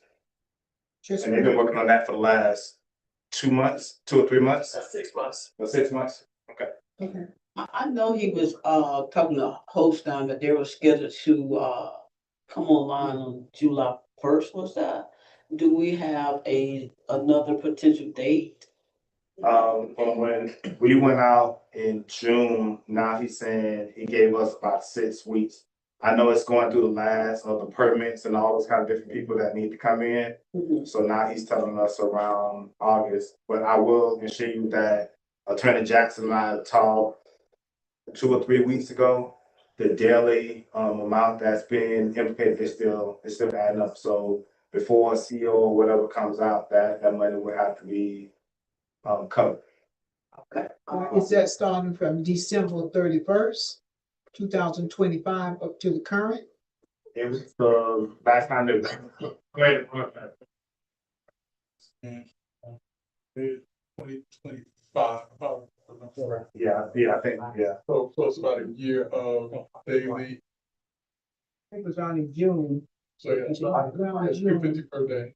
Okay. So from what me and the attorney looked at, I think it's only been 2, correct? When we talked about that, we've seen it's only been 2. So since that second one, they've been accumulating. And did I hear you correctly? You said that he will be here at our next, He council said, meeting? yes, he said he wasn't available for this one, but he can come to the next one, so we put him on a workshop for that. And he told us that before we scheduled him to come to the last one. He told us that he couldn't make it to the 21st meeting, so we put him on for the 4th or for the 1st. Yeah, he had a plane. And so, and then he had a plane issue, so we knew he wasn't gonna make it to the 21st. I don't wanna put it out too soon, but we were actually gonna try to see if we could get him to the stakeholder meeting, but in the event that we can, even if we have to double up, then we're definitely anticipating a visit from him on the August 4th council meeting. Okay. Do we have any other questions or comments from the council about this discussion item? Thank you, Councilwoman, for keeping us on our toes about this. We will move on to council decisions. We did have items 4 and 5 that we agreed to add to both discussion and decision. So we can go ahead and hear the preamble for the approval of resolution 2026-42. Ms. King, if you would. It's the 42. 42. Resolution 2026-42. A resolution of the town of Eatonville, Orange County, Florida, amending the adopted budget for fiscal year beginning October 1st, 2025, and ending September 30th, 2026, as adopted by ordinance 2025-5 to provide for personnel and salary adjustments for the records coordinator position. All right, you have heard the preamble. Is there a motion? So moved. It's been moved. Is there a second? Motion dies for lack of second. We are now ready for the approval of resolution 2026-43. Ms. King, the preamble. Resolution 2026-43, a resolution of the town council of the town of Eatonville, Florida, changing the job title of records coordinator to deputy town clerk, providing for conflict severability and an effective date. You have heard the preamble. Is there a motion? So moved. It has been moved. Is there a second? Second. It has been moved and second. All in favor of the approval of resolution 2026-43, please signify with aye. Aye. All opposed? Nay. Can we do a quick roll call? Yes, Councilwoman Randolph. Nay. Vice Mayor Thomas, Yes. Mayor Critton, Aye. Councilwoman Jordan. Aye. Councilman Mack. Nay. All right, we have an approval of resolution 2026-43. All right, we are now ready for council decision item number 7, the approval of resolution 2026-41. Ms. King, preamble.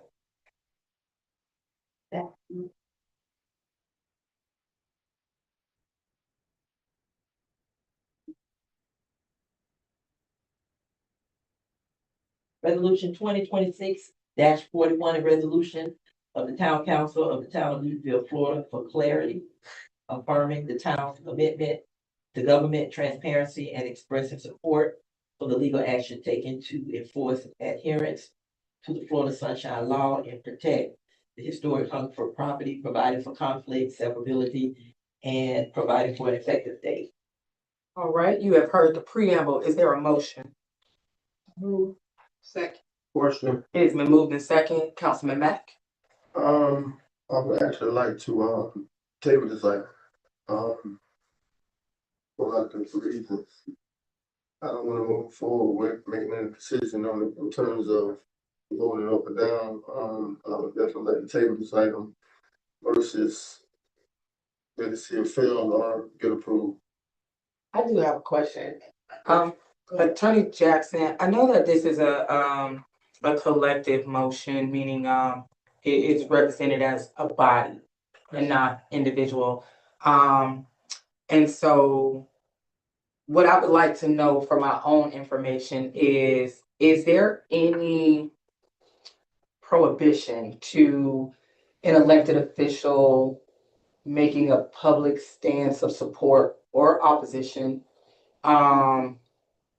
For example, if Councilwoman Jordan if the motion failed and Councilwoman Jordan wanted to support, where's the line in what we can do individually, if not collectively? And it's just a question. So any council member can individually either object to or support whatever action it is that's before this board. What they cannot do is they cannot represent that this is what the board has said, what the board has directed. But if they say, I'm in favor of this in their individual capacity, they can. Now, a slightly different situation, however, occurred last year.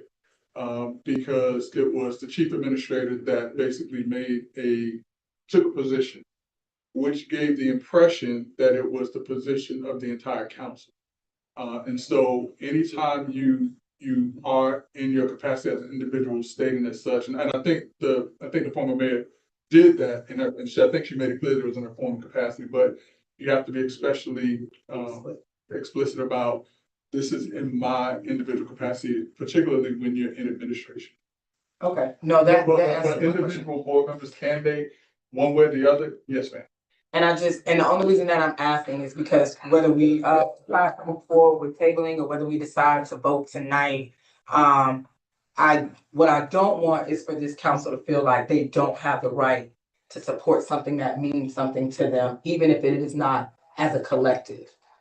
So I am personally curious about, for example, if I support data centers and we pass a resolution that says we don't want any more data centers, am I out of line by saying, hey, as an individual elected official, as Mayor Ruth Critton, in my individual capacity, I support data centers? But you're paying. Right. Like, how much flexibility do we have there? And remember, you all are all elected officials. You all are all representatives of the individuals of this town.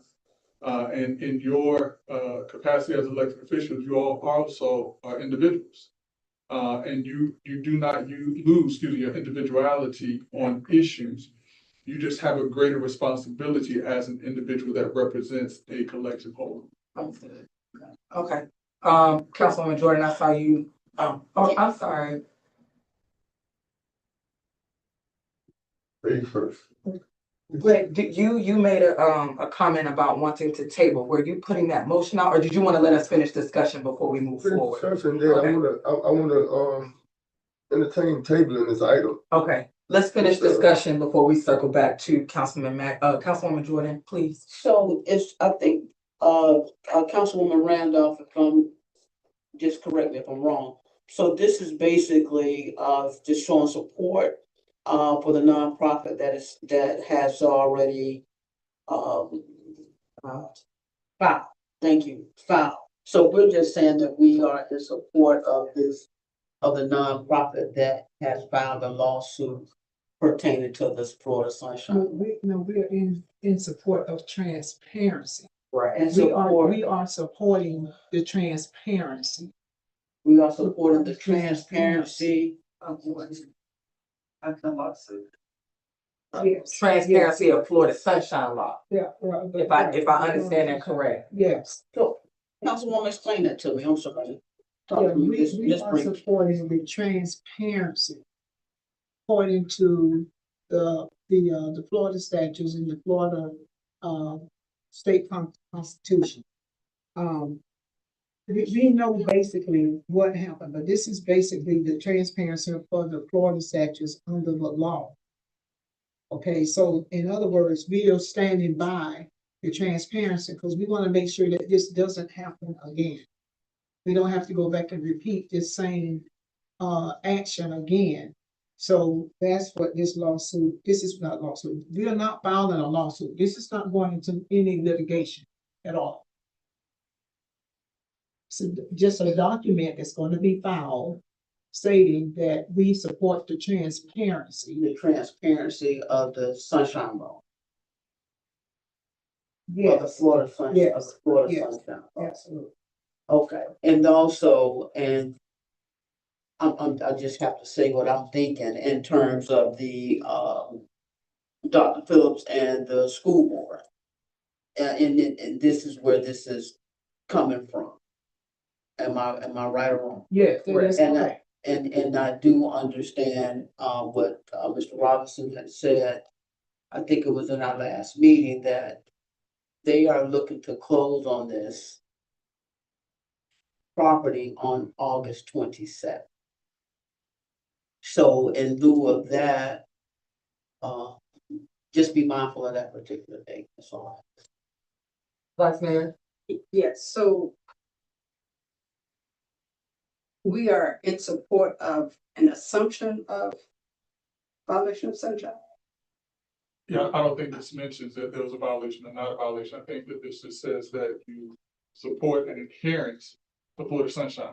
I don't, and if this said anything about violation, I would have been, I would have probably got all of So this and that's said that this support is. And protect the historic home. Yeah. Yeah. And it's really basically to enforce the sunshine law. So that way it can prevent backroom meetings, closed meetings, under the table. Well, I Those wouldn't, kind I of wouldn't, things. I wouldn't necessarily make those. I didn't mean to cut you off. Yeah. I'm sorry, Councilwoman, Randolph. To say to support Florida sunshine, I think is the extent of where you go. I just might. Just, so, thank you. So we just play on the words of assumption or Well, I we're would- supporting possible, whether possible or assumption. Still, we're in support of this lawsuit because we want to see if the sunshine was. But So I can't take that step. I can only see what's in front of me. I don't see anywhere where it says there's a violation or no violation. I just see no problem. Florida sunshine supported. Allegation. so That's in the then whereas. my question is And a too, violation. at the last meeting, this was voted down. So what has changed that you can bring this back before us with no changes in here? Wasn't it voted down last time? So I did a memo, that I provided to the clerk. And the only prohibition on bringing a motion, again, is bringing it again in the same meeting. That's the only prohibition that we have. And I can provide that memo, that's provided to Madam Clerk. They already have, okay. So Oh, that's fine. That just wasn't my assumption of it, but okay. Okay. So, and I wanna make sure I get back to Councilman Mack, but I do wanna point out a couple of things that I had concerns with in the resolution and that I brought out in the last two conversations that we had. In the fourth whereas, it does state that the lawsuit that was filed alleges that the sale violated sunshine law. I do wanna bring out in the next whereas that, it's saying that the council finds it necessary to advocate. I do want to bring out in section 2, where it is titled Support for Government Transparency and Supporting the Enforcement of the Sunshine Law.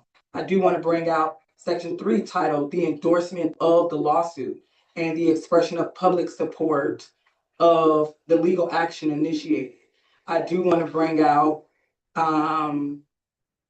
that in section 4, the demand for accountability is to ensure full transparency. So almost in alignment with what Vice Mayor is saying, I think the wording is what my biggest problem was. I think one of the points that I brought out is that as elected officials, when we stood and took the oath to protect the Constitution of the United States, the state of Florida, and the town of Eatonville, that we were making an oath to abide by Florida sunshine law. So for me, and I've been using this phrase a lot tonight, for me, it's a no-brainer that we support government transparency. We don't get to have conversations about voting matters when we leave this dais. So I think it is implied and almost assumed and understood that as elected officials, we support governmental transparency. My concern was that there wasn't a need for a resolution, and Councilwoman Randolph was very clear that, and Attorney Jackson, that while we were not adding ourselves as a party to that lawsuit, that we were expressing support for one side or another without the resolution of confirmation of the allegation that sunshine law was violated. And that was where my concern stood, that, for example, if the resolution of that lawsuit is that Florida Sunshine was not violated, we still support governmental transparency by being elected officials. That even if it was found that there was a violation, we still support governmental transparency. So for me, it was unnecessary to express full moral and political support for the lawsuit that was filed. For me, it was unnecessary to draft a resolution that could be used as a document of support in that lawsuit, of public support for the legal action that was initiated. I won't go back into who should have said what when. But I think for me, resolution or not, it's a no-brainer that this council and even the former council, I mean, the community heard y'all loud and clear when you raised concerns about not being a part of that conversation. And what that looks like, what aesthetic that provides, what that looks like as far as being a collective body and supporting governmental transparency. So for me, it was unnecessary, but I think that there is a little bit of ambiguity when it comes to it. I mean, I think it is spelled out rather nicely. I can tell that there was some attention put into this resolution, and it has come back for a number of times for conversation, which is the right of the members of this council. I won't take that from you, but for me, it was unnecessary to draft something that could be put into the record as quote unquote taking a side. That was my biggest pushback on the resolution. Vice Mayor. So my only concern is, let me speak for myself. So if this was to pass and I say no, please let me speak for myself. I keep my comments to myself, but please let me speak for myself when it comes to whether or not I'm going to defend this lawsuit. And whether I think this is what was done or I think that's what is done. I don't want to think nothing. I want to know. So please allow me to speak for myself. So table it. I will agree with you. Bring it back. I don't agree with you, but hey, that's your opinion. Just like let me have my opinion and let me speak for myself when it comes to this. That's the only thing I ask. All right, we are in a motion. Well, Well, we are in a motion, but there was a Yeah, comment. I'm I gonna circle back to Councilman Mack. entertain, actually, table this item for, numerous of reasons, and at the end of the day, whatever's approved or not approved, it's still, supported by everybody sitting on this board, whether you like it or not. No, it's not. Speak for yourself. I didn't say I support it. I It's said just the just let facts. it doesn't matter if it facts. I said, let me speak for myself. Whatever's approved, it supports this board, regardless if we voted up or down. It supports this board. If you vote to not build a mansion in Eatonville that could benefit the town, and you go against it and reap the benefit of everything that's going on in Eatonville, you're gonna get the glory of that because you're a council member up here, regardless if you voted it down or not. It's just the facts. So I respect everybody's personalities and places in life, like the famous Bishop Creighton says. But I think we need to be very intentional about how we make decisions up here also. And trust me, don't nobody advocate for Eatonville like I do. I promise you. When it comes to supporting and especially being from here and growing up here and knowing the history and knowing everything that is at stake possibly. But I'm also optimistic, like I stated before, with I took the opportunity to meet with Mr. Robinson and Mr. Prater, and it was actually a pretty productive meeting, to say the least. I think anybody that missed that opportunity missed out on seeing what it is, why I'm transparent about how I feel about the whole ordeal. And at the end of the day, I'm gonna make decisions based off of how I feel and what's for the betterment of my community, period, you know. I think we definitely need to not put the cart before the horse and just really think about everything that's in front of us, the opportunities that we got with the museum, possibly with so many different, opportunities for us to be a part of it. But at the end of the day, like, Mayor say, we're the stakeholders. We're the ones that's gonna make the ultimate decision. And they can't do nothing without us, in a sense. You know what I'm saying? So we need to be very mindful of everything that's coming out of the pipeline that's gonna be beneficial for this, not only this council, man, but for this community, man, because we've been stagnant for so many years. Ever since I've been a kid, you know, just sitting back, watching all the different things that haven't happened. You know what I'm saying? And I don't want to speak too much on the other side due to interlocal agreements, but we haven't did anything significant up here. And I'm being one of them because I sit on this council, you know what I'm saying?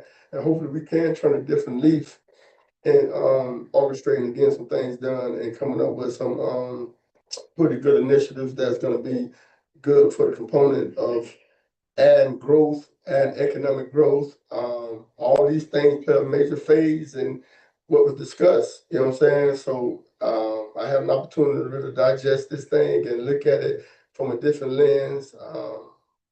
Is it always the easiest decision to make? As business people, you know, make easy decisions, you know what I'm saying? Especially when you're in a difficult situation to make decisions that you feel like is for the betterment of the community, right? So with that being said, in closing, I would definitely like to table this item to give everybody an opportunity to meet with Mr. Robinson and Mr. Prater to get a different observation on how you guys can really come up with the idea of how you value it and how you look at it. We're not gonna have all like minds. You're not gonna think like I think. I don't think like you think. Trust me, I don't think like a lot of people think, and they don't think like I think, right? So, and that's okay. It's okay. But I think we need to really be studious and modest about everything that we do up here as decision makers because I'm the voice of the voiceless. The people selected me. Every election I won has been with close to 70% because the people entrusted me to make these decisions that are awkward at times, but in the same phase, I'm making decisions based off of my constituents and all the people that I support in this town. With that being said, like the mayor stated also, I got a great responsibility, man, protecting this town, including the police officers.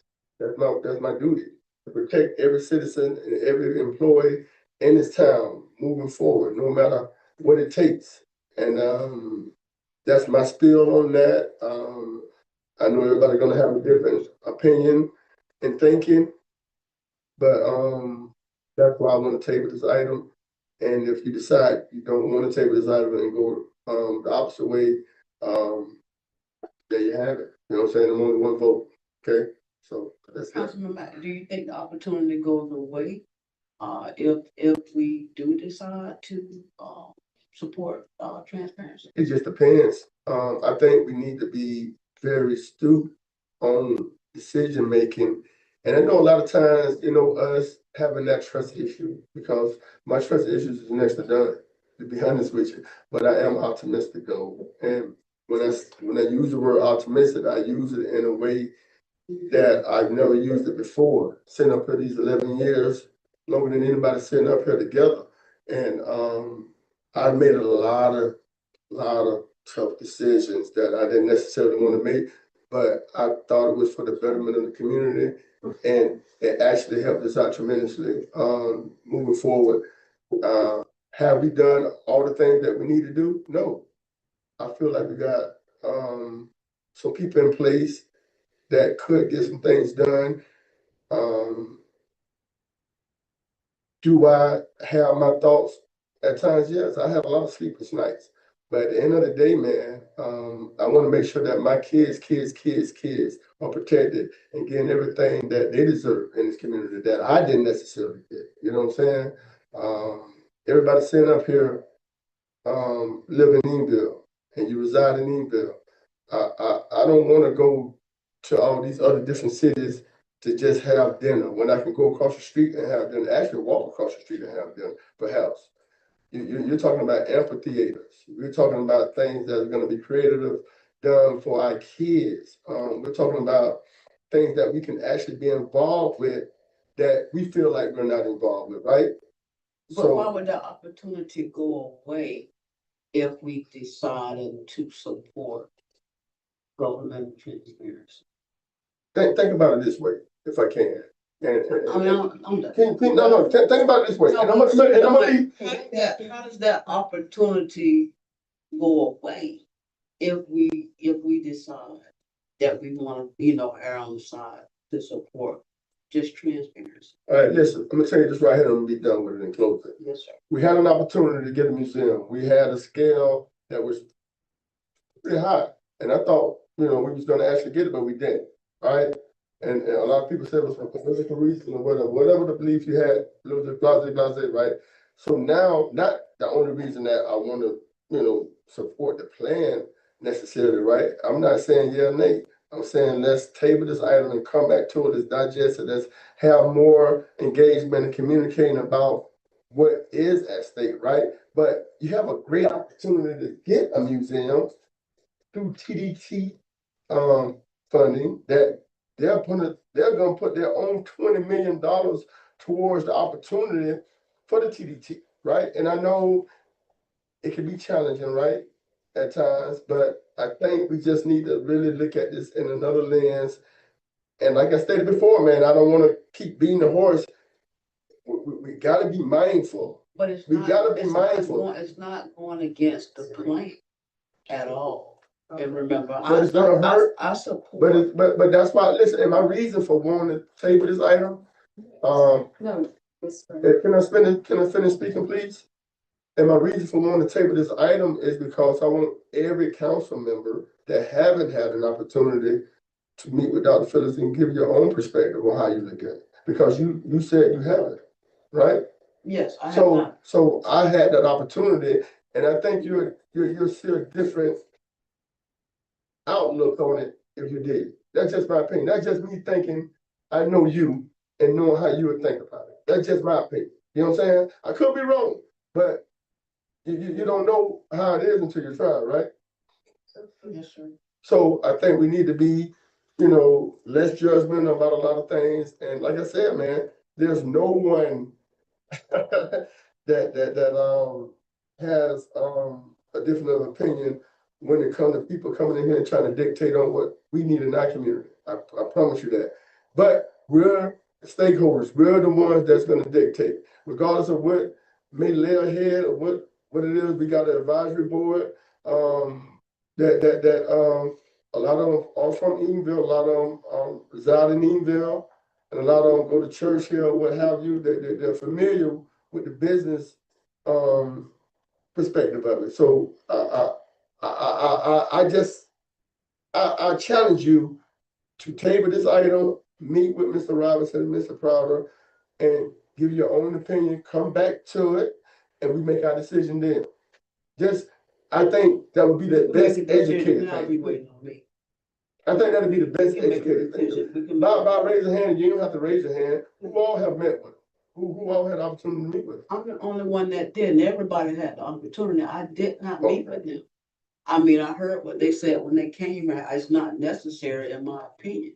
But what I'm saying in terms of what we're looking at right here on the agenda, I don't know how, I mean, I fail to see how the opportunity would go away if we decided to support. We got opinion in If we decided to support governmental transparency. I don't know how that opportunity will go away.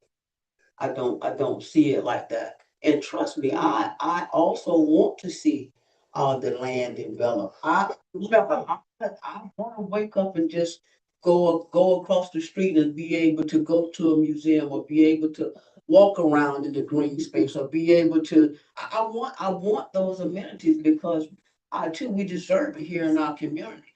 But if by supporting transparency, I just don't know how that opportunity will go away. Listen, I don't agree with everything my kids do. I don't agree with everything my wife do.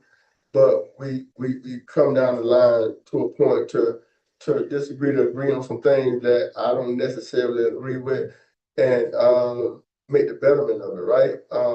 It's all about making it's all about sacrifice.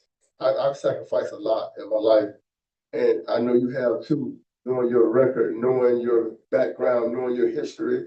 and knowing that you're a stand-up, modest type of person, someone that I admire and look up to because of the youth I was growing up under your mom and your leadership. I put my trust in you as a leader. That's why you're sitting up here, because I was one of the ones that selected you to sit up here, because I feel like you was good for the community. If that makes sense. So, but with that being said, I don't wanna hammer it too much, man. I've stated my opinion. I would definitely like to table this item versus going ahead and making a decision, voting up or down, which I don't think would be good for anybody at this point. But let's be fair across the board and give people an opportunity to prove us wrong. Before I move to the clerk, Councilwoman Randolph, did you have to say Just that? very brief, then, Mayor, thank you very much. Mayor, if it's all possible, can you turn to page 34? You were addressing a couple of those items and 34? Yeah. I have a 31. here on the bottom, you know, those, Are section you looking 1, at 2, this, 3, and 4. this week's? Are you looking at this week's agenda? I don't have a 34. I have a 31 and a 32. My resolution 2026. No, I mean the square bottom, the page. Yeah, the square bottom says 31. Is it 34? Is it? I don't have a 34. Go for 32 on the screen that I'm looking at. Yeah. The printed copy. The printed packet, at 34. I don't have that. What exactly are you looking at? You can give me an item. It's the actual resolution. Yeah, I don't have that as 34. I have page 31, but if you're looking at the resolution, you can tell me what part Okay, you looking at. Yeah, you had identified a couple of things on these sections.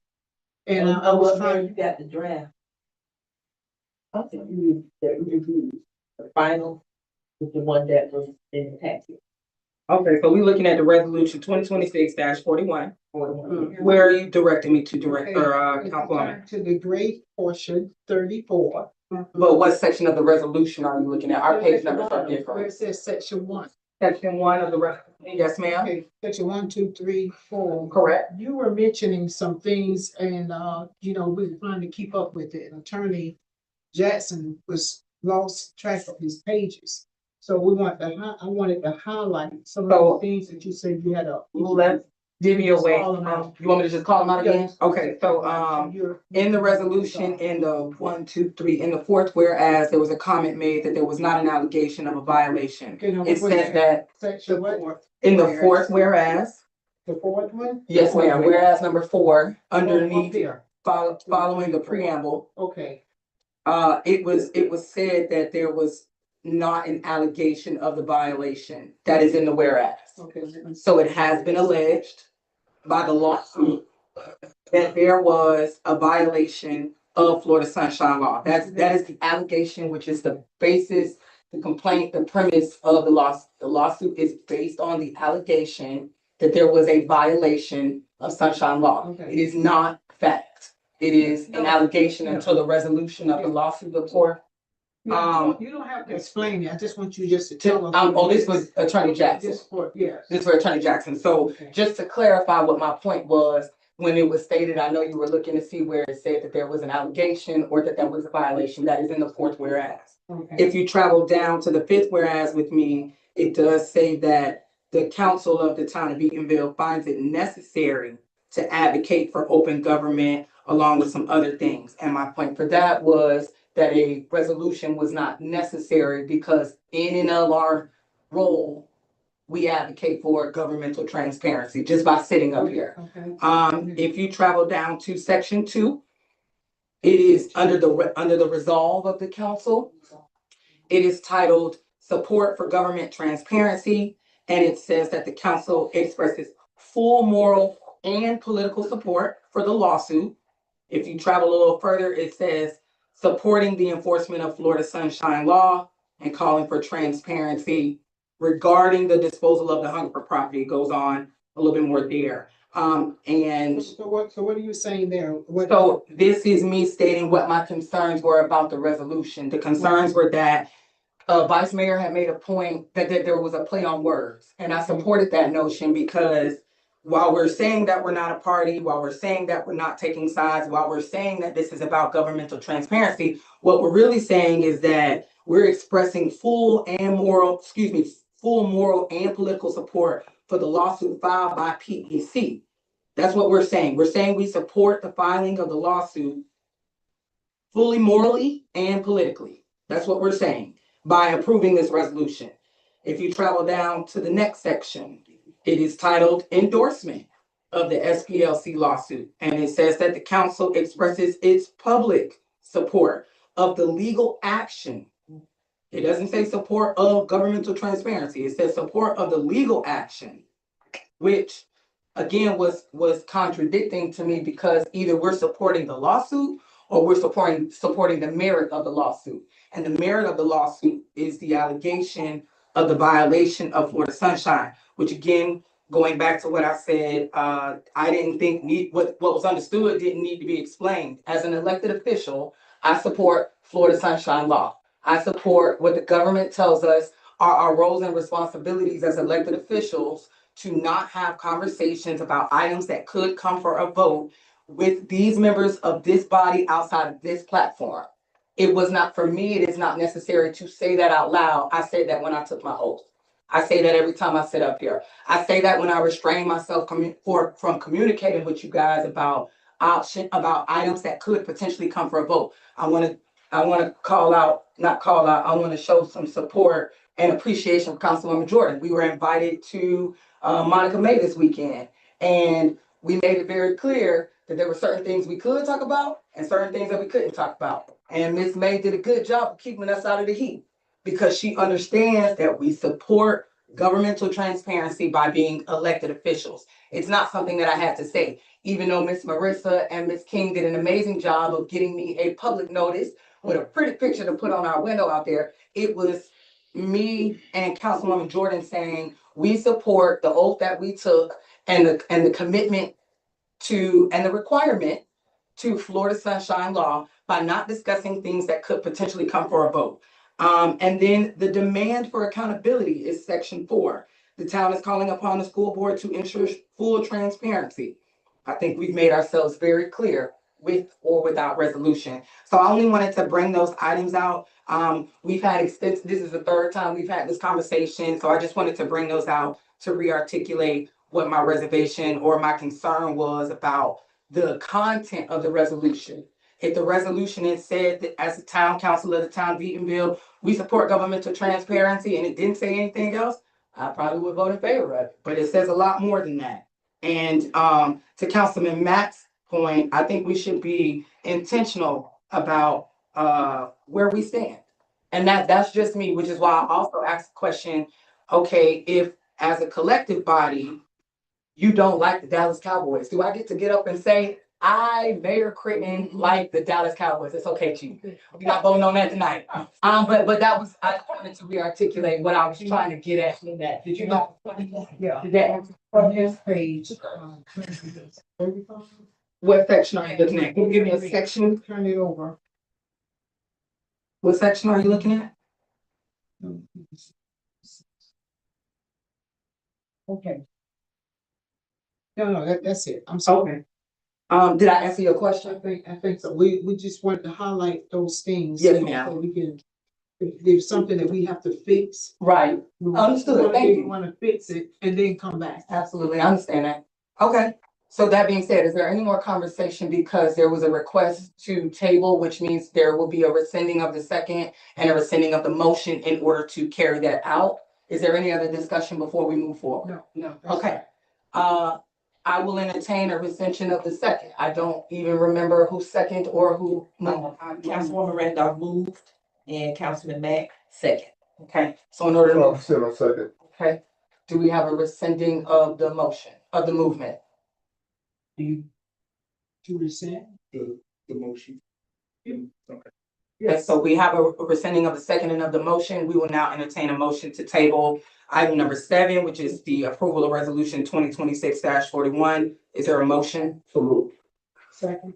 It has been moved in second. All in favor of tabling this item, please signify with aye. Aye. Aye. All opposed? It sounds like the ayes have it, but we'll do roll call. Let's do a roll call, please, Ms. King. Councilwoman Randolph. Aye. Vice Mayor Thomas. I'll say no, because I really don't care what you do with that. I say no. No to tabling, No to tabling, yes. okay? Mayor Chris. Aye. Councilwoman Jordan. Aye. Councilman Matt. Aye. All right, the motion to table has been approved. All right, we are done handling business. We are ready. Oh, you know what? We're not done handling business. And you all, I want to apologize. We got carried away tonight. There were 3 items from workshop that were put on hold. And so I will leave it to this board. I do want to say that item number 4 from workshop, which was the discussion of the request to vacate a road. I know Ms. Mundy is here tonight. I don't know if you want to speak briefly about it. I know you submitted, right. She submitted a memo, and so just for some quick not even background information, if we can discuss the memo. At this time, so We're awaiting more information from you. Is that correct? we're waiting for more. If this was a request by a citizen or a resident of Maitland to vacate a portion of the adjacent Eatonville for her behalf to build an ADU. She did not submit a proper request. We'll have to help her submit proper request. But she's asking for our land roadway to be able to build an addition or an ADU onto her properties. I think we had already went over this before. No, this was on the other side of that same plot. We did. No. So that was on the open door side. It's that same plot. It's that same area. Is it on But I the Jenkins side? It's on the Jenkins I side. thought we had It's on the voted on Jenkins that side. too. Well, it was on that issue, but right, the last council voted on an issue regarding a property that is essentially across the block from it, at the end of that abandoned road. There was a request, and that involves open door and a vacation of that as well. So this is the other side of that, the same request. But I know that in the packet, Ms. Mundy did provide a memo that stated that more information was needed before Public Works could give us a recommendation to discuss. So before we push this off to the next meeting, I wanted to make sure y'all knew there is some information in your packet about it. I do welcome you to come talk to Ms. Mundy about it, but she will be coming back before us with more information to give us an opportunity to make a more informed decision. Is it the same party? I don't know. No, it's not. It's a It's a different party. different. It's a different party. Oh, it is. Okay, so, For clarity, are we bringing that back to the next? can we please bring that back? No, Or- there's no decision to be made until the applicant submits a full package. So eventually we will see more conversation about this. Correct. Okay, no date just yet. It will come back before you. In the meantime, there is some literature in your packet. Please take a look at it. If you have any questions, please go see Ms. Mundy. Also in your packet, there is discussion regarding the retreat that we're trying to plan. I know we got budget coming up, so our schedule a little tight right now. But in the back of your mind, there are some questions on that sheet for you to just kind of consider. I know CAO Daniel sent out a couple emails asking us for legislative objectives. So that right there is just some talking points, if you will, for us to consider. So not much to talk about there. And Attorney Jackson had a very brief, I want to assume, and so he will bring that back to us at a later time. That being said, we are now ready for staff reports. My apologies, council and staff. We got a little carried away there. Didn't we? Don't be mad at me. Did you have a report tonight? Very briefly, I'm gonna come around and hand another flyer out. And then also, thanks to those who use your devices tonight. If you need some training, come see me personally for individual training. That's my report. Thank you, Mr. King. Attorney Jackson, do you have a report of that? It's based on the presentation by Representative Escamani. There was one particular Senate bill that I found of interest, and I think that the council deserves a memo on just for future reference, and that was Senate Bill 1134 that discusses official action of local governments in dealing with anti-DEI.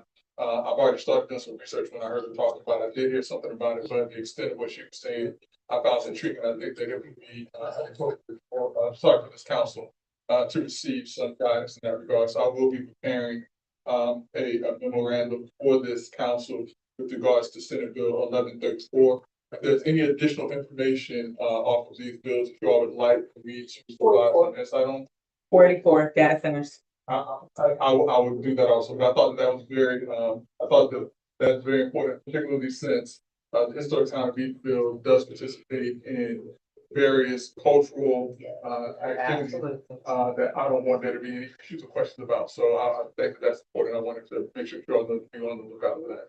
Thank you very much. Is that your report? That's all important. Oh, beautiful. CAO Daniels, your report. Real quick report, the RFPs have concluded. The RFP for legal counsel, has been done and completed now with the procurement process. So I know some of you all, or who it was, talking along with the attorney and with our procurement person, we did not send that out to you all prior to staff doing what they needed to do. So now you all will get a copy of the person that put in for legal counsel. You've seen the email from me. You have the opportunity to sit down and have individual discussion with them. And we're looking to bring them for workshop on August 4th, as well as for your potential vote on August 4th as well. So those information that will be sent to you now. So it wasn't that we weren't trying to send out to you, but we're trying to stay within the procurement, because if anyone would have stepped outside, we'd have started the process all over again, and that's what we're trying not to do. When it comes down to budgets, Councilman, I hear you, and you know when I said the same thing about budgets, that we have to be intentional. It's not a feeling.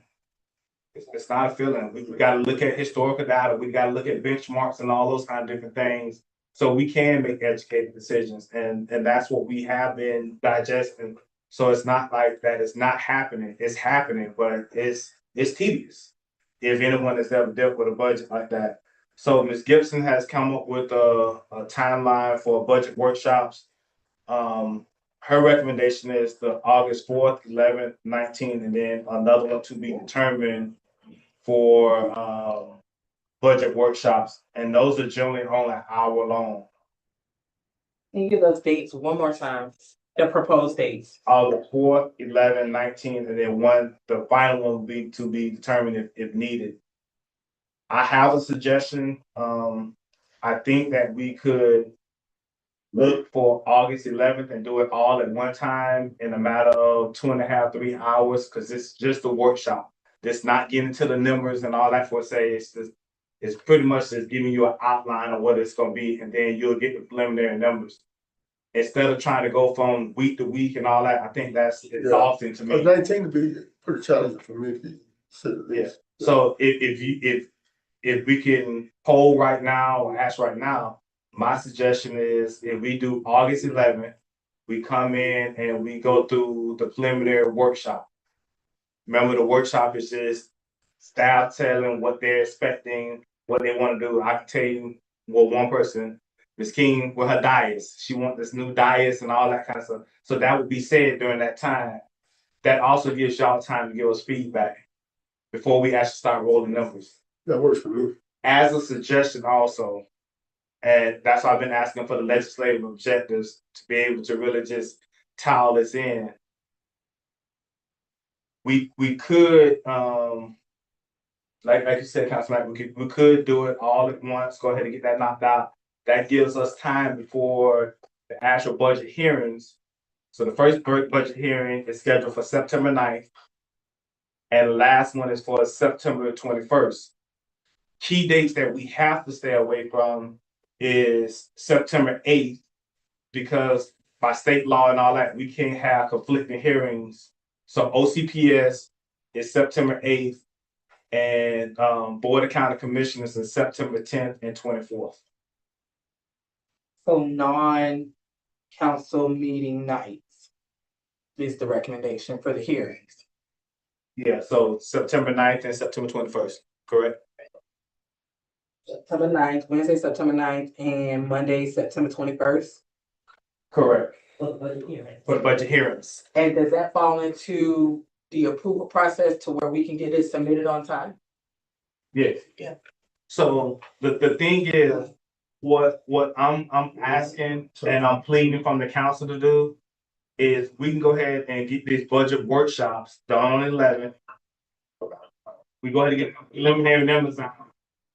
If we can set up individual meetings for council members to come in with myself and staff to dissect through these numbers, when we get up here, we don't have to go through all that because we'll have a consensus from all you all on possible changes that you like to do. We can make those changes. And if everybody's talking about one line item that needs to be changed, we make that change. When we come here, we all had time to, give our input and we can go ahead and we can go through this budget and approve it. Can we get, I know we're about to do the workshops, but can we get 2 back dates for those hearings? So Ms. Gibson's gonna have to check. Go ahead. Ms. King? I yield to the finance director. Oh, okay, the one that's, the filing hearing and the charter have to be passed by the third Monday. So that is that Monday. That's right. So make it on the Monday. That's the second one. Okay. Okay, Wednesday. the Wednesday is the first one. It's It's September the 9th on a Wednesday, our council meeting is September the 8th, can't have it on the Except state. because OCPS is on the 8th. We can't have a hearing the same time they have a hearing. Right. Unless you wanna, the first week of September. Unless you wanna do that Monday, Yeah, September Monday, 7th. The earlier the better, Monday works if for I'm me. being honest. Wednesday doesn't work for me. Monday works for me. So what I'm hearing is for the first budget hearing, instead of September 9th, you all would like to have September 7th, the day before council meeting, correct? No, September Monday. 7th is, Labor Day. Yeah, Labor Day. That's Labor Day, that's Labor right. Day.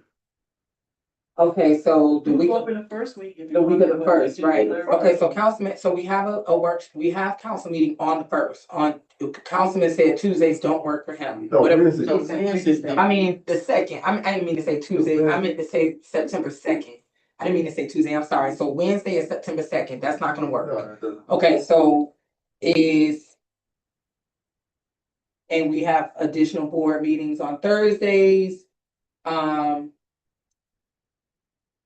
Can we just put 2 extra days in there just in case? I don't want for us to, So I'm hearing, get stuck and then be late. so I'm hearing Wednesdays does not work No, it doesn't work for me. for you. And then the first Thursday is historic preservation. They will probably meet. They will probably meet. Yes, and they've got a ton of business that they've been handling and things that they've been looking into, they will probably meet.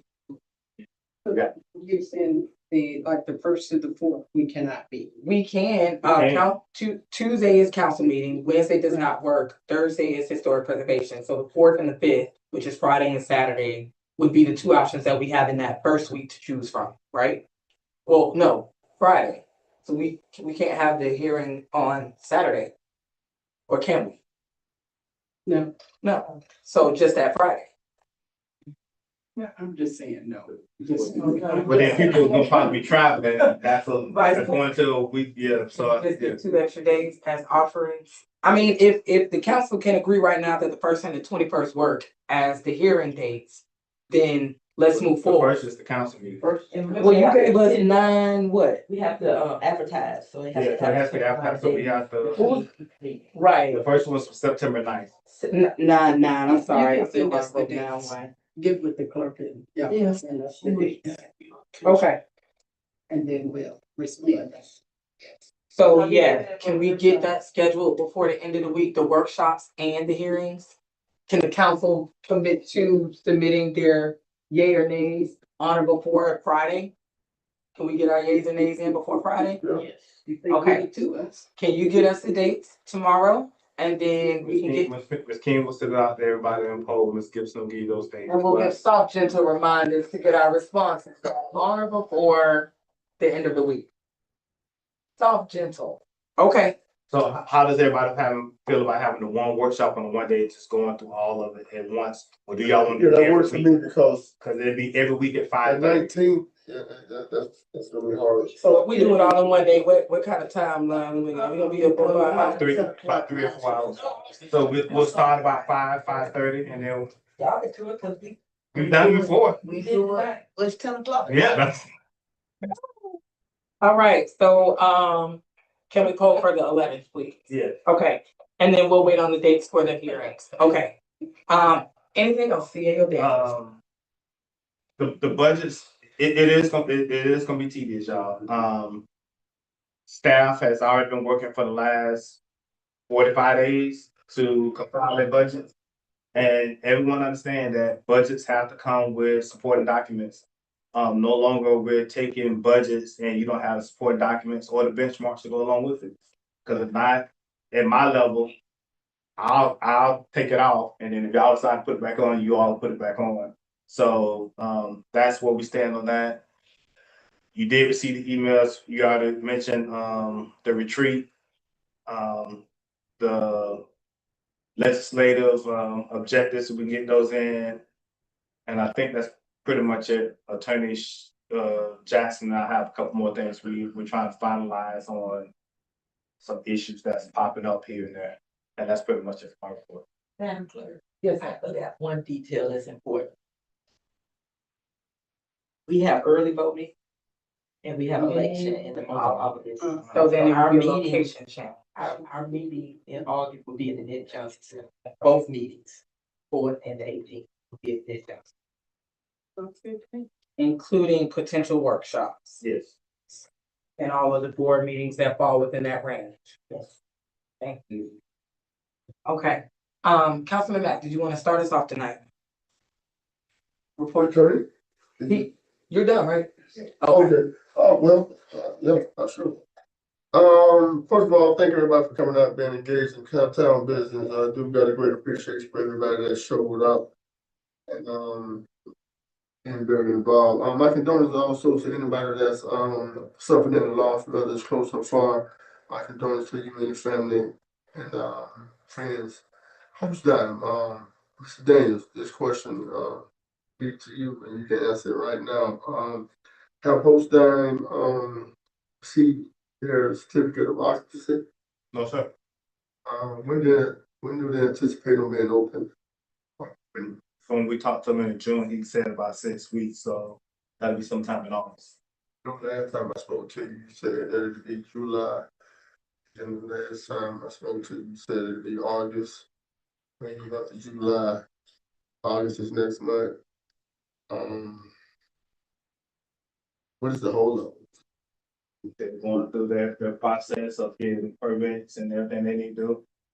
Councilman, to explain it, we have no control over a private entity doing their, getting their building up to work. That's on them to get their certificate of occupancy. But it's on us too to make sure that we're holding them accountable in terms of the completion of it, because it was a date that should have been done a long time ago. We're talking about year 6 right now. Mhm. Are they having any issues that we need to be aware of that will control the narrative of our infrastructure on our streets? No issues to my knowledge. To your I mean, knowledge? we've had some things going on flooding, but as you say, you grew up Is here. that anything to do with this property that they're constructing on? Because it's been a lot worse than normal. It's been a lot worse than normal. Because it's been times where I was in California when I seen on the news where it was basically a lake, and I've never seen a lake on Wildwood Road, and I've been living here a long time. Mhm. So that tells me that it's some infrastructure issues that is taking place that have not been probably brought to our attention, that we need to dig into and seek answers for. Because this affects our community and people, transporting back and forth, people destroying their engines and cars of that nature right there. So we need to be very studious about, what they're doing in terms of the infrastructure. So if you can speak with whoever you need to speak with over there concerning that, especially with us giving them $200,000 towards infrastructure. Remember that? So, let's be very mindful of that also, all right? And, also, I advise anybody that, hasn't thus far, to take advantage of the Winnie Mount scholarship application that, is due, July 31st. Am I correct, Ms. Yes, King? yes, sir. Yeah, so, I know I've, had my son to take advantage of it. I know you had to do a series of things, SAE, you had to have a certain grade, GPA, things of that nature right there. So I advise anybody that haven't taken advantage to take advantage of, getting an opportunity, man. It's money that we're giving away, you know? So please, do that. And also, I would like to, thank Ms. Dr. Anna Escamani for coming out doing her presentation and just being so, and her just continued support and, leadership in our community. You know, every time I turn around, I see her being involved and doing things that she, you know, even though she's, you know, representing us, but she really go above and beyond. We got a great appreciation for everything that she brings, to the historic town of Eatonville and everything that she do on a daily basis also, not only for this community, but for the state of Florida as well. Also thanks, to Dr. Phillips Foundation for your presentation tonight. And like I said before, I can't reiterate it enough. If you haven't thus far met with Dr. Phillips and seeing what their plans are, I advise you to, you know, why you can just get a different evaluation on how you could, digest and look at that and look at it from a different lens also. Not saying that I'm just hooray, hooray, right? But you know what I'm saying? It just gave me a different feel, when I had the opportunity to actually speak with them and seeing their scope of work that they've done over there in their facilities, beautiful facilities that they're trying to implement over here in our community. So, I advise anybody that haven't, met with them to do so. Also, let's see, for the record, I know I had asked this question last time when I was on Zoom, and I'm gonna ask it again. I know last time it was handed off to the finance director, so I'm gonna do what I did last time. I asked, and you said, for the record, will our citizens be getting, refunded or credited for, the, water rate that I, asked about? So from my discussion with the finance director, that is a no at this time, Councilman. Okay. All right. I appreciate that. Then also, if anybody, you know, notice, pretty sure if you live in this community, you have, Miss Monday and her tireless effort for just, you know, just being so attentive to doing so many different things in this community, bringing funds. The money, the amount of money that she's brought in this community since being employed here, man, is impeccable. You know, my tenure, by sitting up here, man, I've never seen anything like it, you know, so thank you. Salute to you for everything that you do on a daily basis, Miss Monday, with the sidewalks. You know, I know I've been speaking about this for some time now, and it's really gonna satisfy my need when I see it going up and down Kennedy Boulevard, because I see so many kids. And I'm pretty sure Chief can, attest to this. You know, it scares you, man, when you see these kids and adults walking up and down Kennedy, man, without any sidewalk to walk on. And I got kids that have a tendency of walking up and down the street, going to the store perhaps, and we gotta make sure that we're protecting our community, man. And you know, whatever, you know, by any means necessary when it comes to, implementing and installing these sidewalks. We did it on this end, which is great. You know what I'm saying? But we gotta make sure that we're doing the complete, phase of it going down. I know we're supposed to be doing the expansion of the, road. We're supposed to be doing this since 2019. So hopefully we can come to, um, hopefully when Orange County, you know, turn a leaf, because I know it's all over them to, you know, see benefit in doing that. And I'm anticipating that it should happen sooner than later. So, also congratulations to Marissa. I know I voted against you, but it wasn't, um, ill will, trust me. I think you're deserving of the money. I'm glad it did, get to a point of you, becoming full-time, but I just wanted to do it a different way. So if you are listening, I think you are a tremendous worker. I think you bring great assets to this, community, to this town, your professionalism. You're bettering yourself with going to school now, trying to get your doctorate, you know what I'm saying? It's just a testament of what kind of person you are as an individual, you know what I'm saying? Every time I spoke to you, it's always been kind.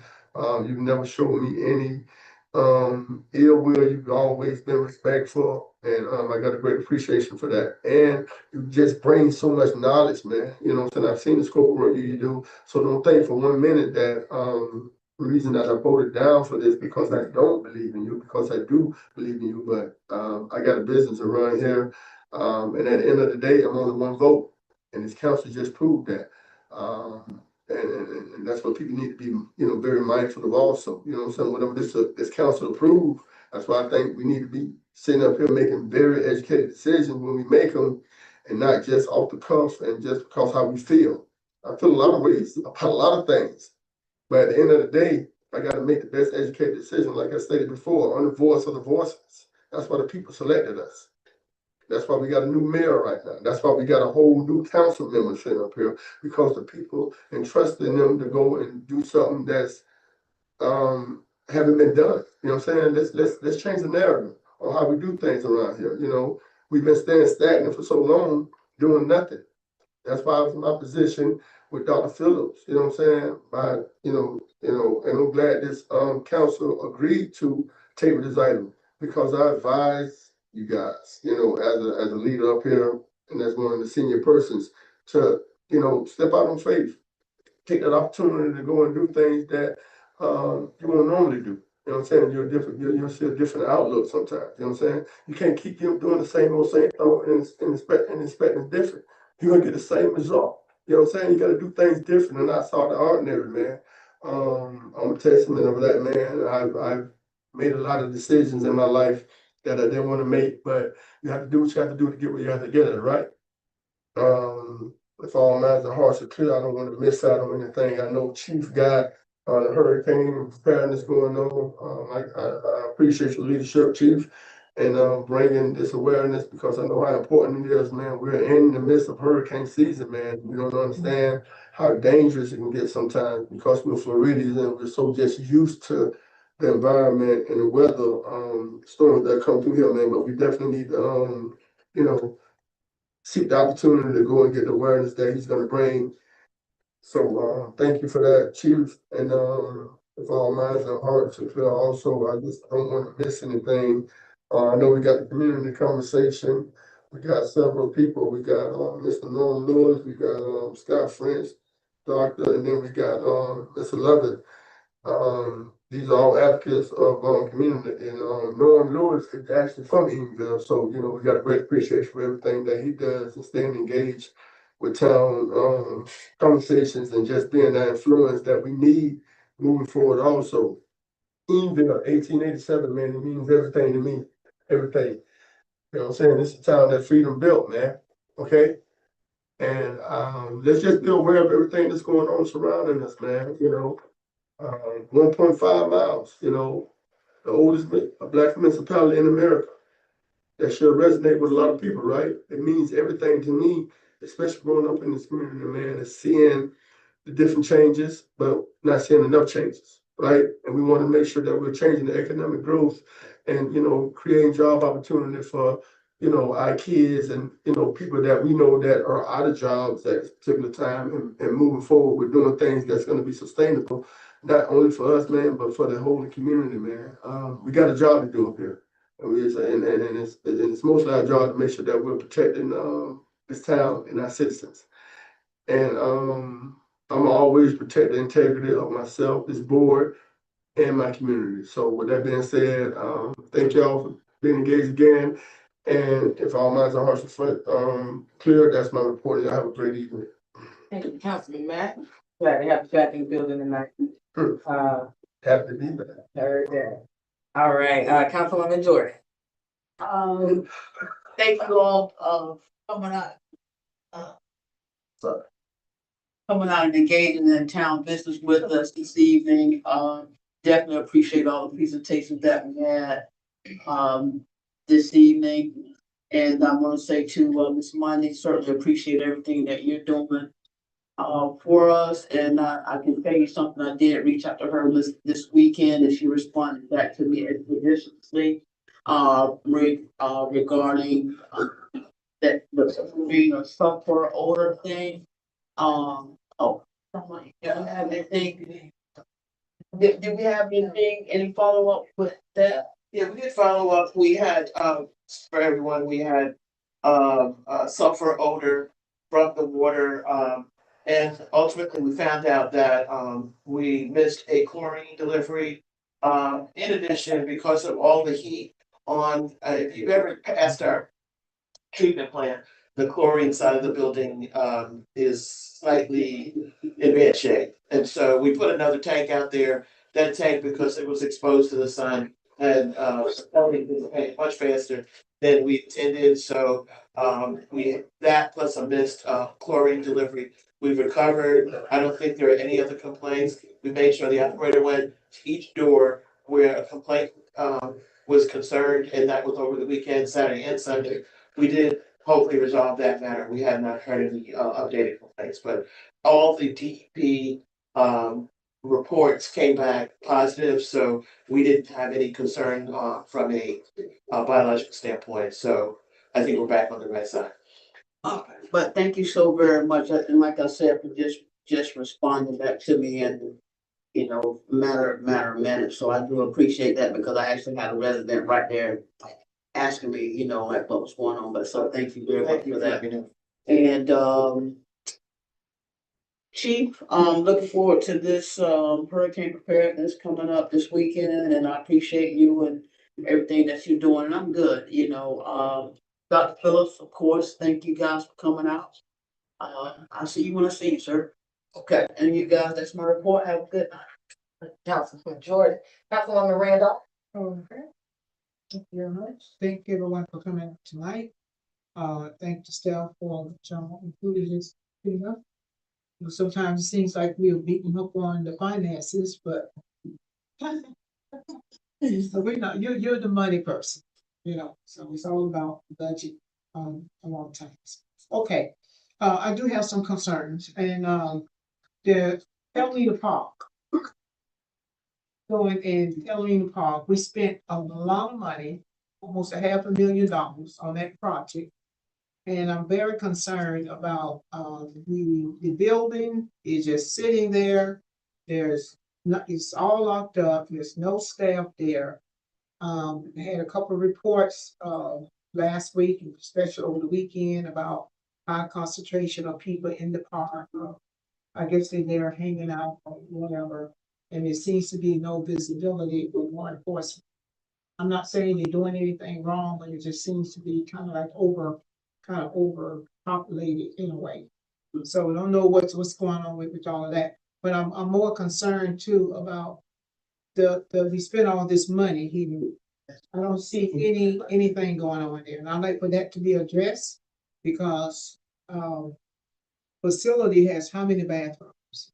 There are six bed, 3 and 3. Okay, so what is the plan so far on the town as far as doing something about having somebody down there? Is it gonna be open? Like, what's going on? Well, just to clarify, we didn't have any special privileges in terms of permitting. We had our contractor who was hired, and our architect, had difficulty getting the permit approved through the fire department. So it took all this time to get because hydrant was required. They wanted driveways so that the, fire trucks can turn around. And so there was a lot of negotiating back and forth. And frankly, there hasn't been a lot of permitting of the town's work.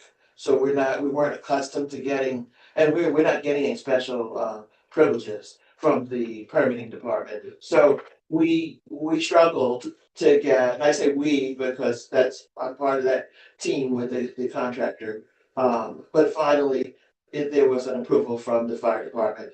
They should have their permit from the building department this week, and we can resume, get the decking, because that's what's being built, is a deck around that facility, so it's handicap accessible and the like. So it was at a complexity level that was higher than we anticipated. We're just trying to rectify that and get things back moving. So unfortunately, that's where we are. And I'd like to just throw in, as far as I know, there's constant concentration down at the park now. People are there having a good time. My guys are not doing anything out of the ordinary. They may be sitting across the street or monitoring what's going on. There's no need to really over interact if that's not necessary. Now, some of my guys are very community oriented. They may go down there and hang and talk. But we didn't take our golf cart down there. Our 6-wheel. We actually pulled somebody over who ran a stop sign. Down the Academy. So I would say that if there is an issue, I would really push our residents, just make the call. But I have made that paramount. Kennedy Boulevard, Catalina, there is no exceptions. We must be vigilant and invisible. So if there's something, please let me know. We'll get on that immediately.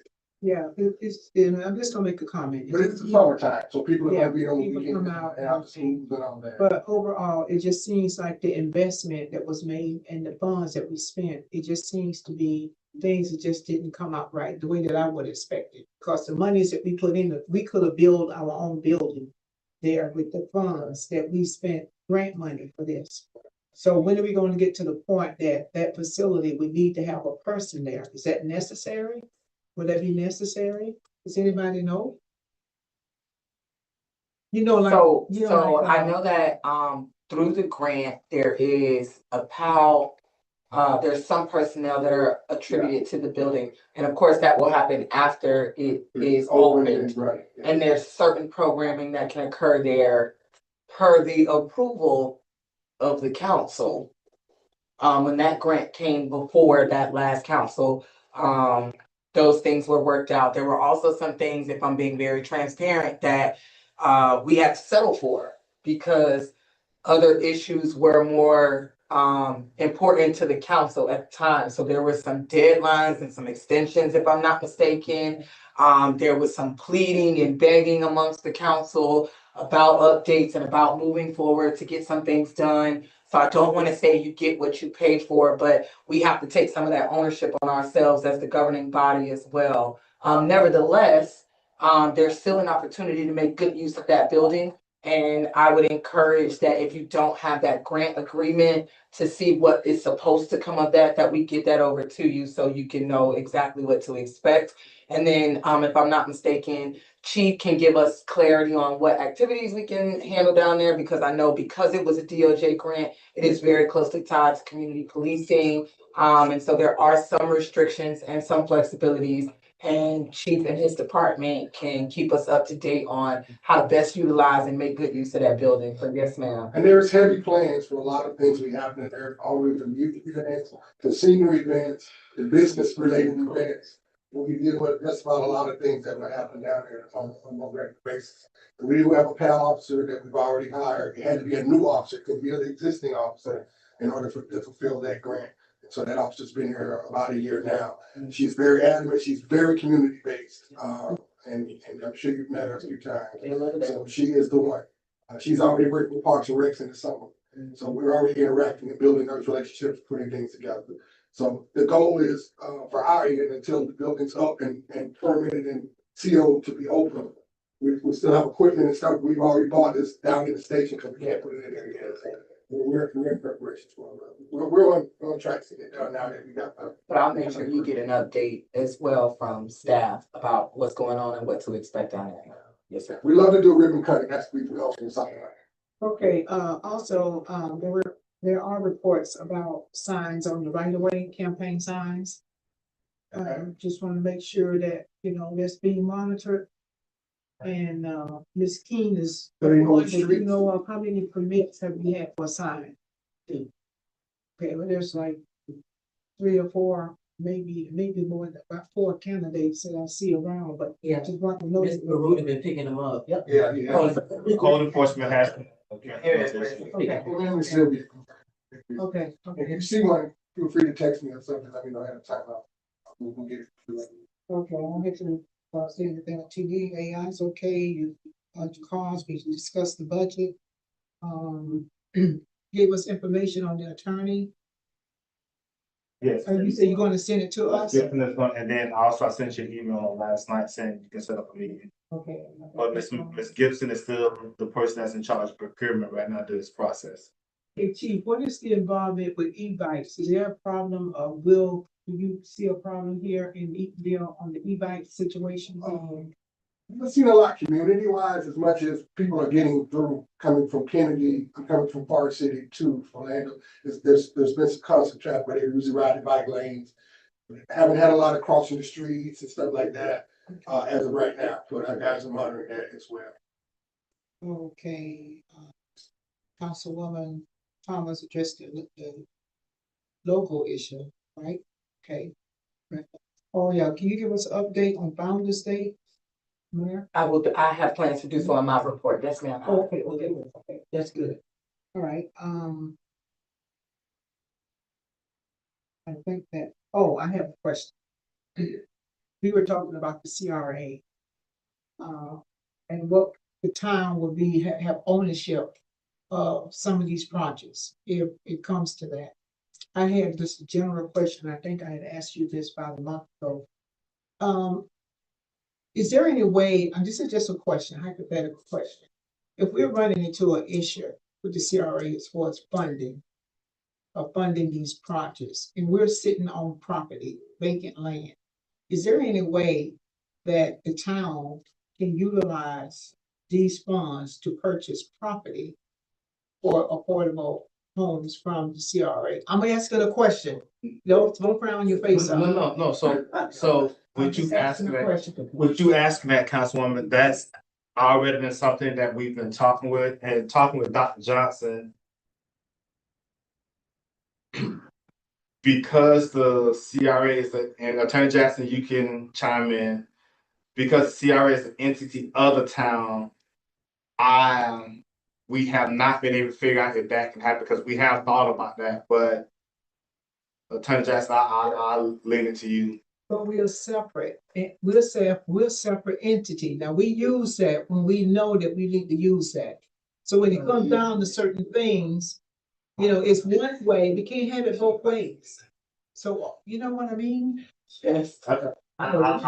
Yes, ma'am. I'll leave it to the person with the JD. Okay, all right. My position is always consistent. And if the CRA is truly viewed as a separate, distinct legal entity, there can be a purchase between the two legal entities. Now, they're There's the history of it. Yeah. Right, and I was gonna say, in addition to purchasing, there can be transfer of property for whatever, so that is always come out. It's not within the grant, but we can find out. Not within the grant. But we can find out. Right. We can find out. Because with the grant, you had to purchase, it could be something that you already own and build on. It won't be like you're transferring, it would still be a purchase. So Attorney Gibson, we'll talk about it, so, yeah. No, I'm just saying. And honestly, Councilwoman, since we are on this side, prior to this meeting, Mr. Johnson and I actually was talking about something. I just didn't say it in this meeting, and I don't think I'll be preemptive. I haven't had a chance to go with the attorney and all that. There has been some talk about that prior to, that's why I gave you that look.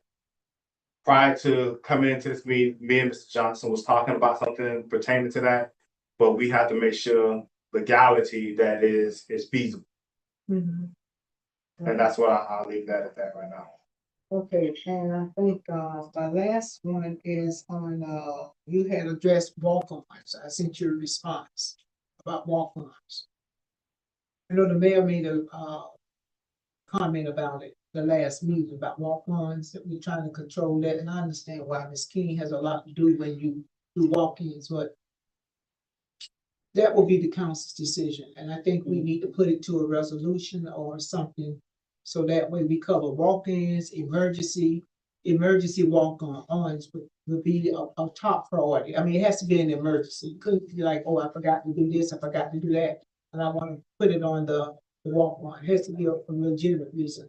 Right, and as you all see that you all got a reminder, that's now gonna become your standard, that you'll get a reminder that, because it's to make sure we have more productive meetings and more feasible meetings, is getting stuff in the time that gives time for legal to be able to review And for me to be able to help set the agenda and all those kind of different things, because a lot of stuff is we get in last minute.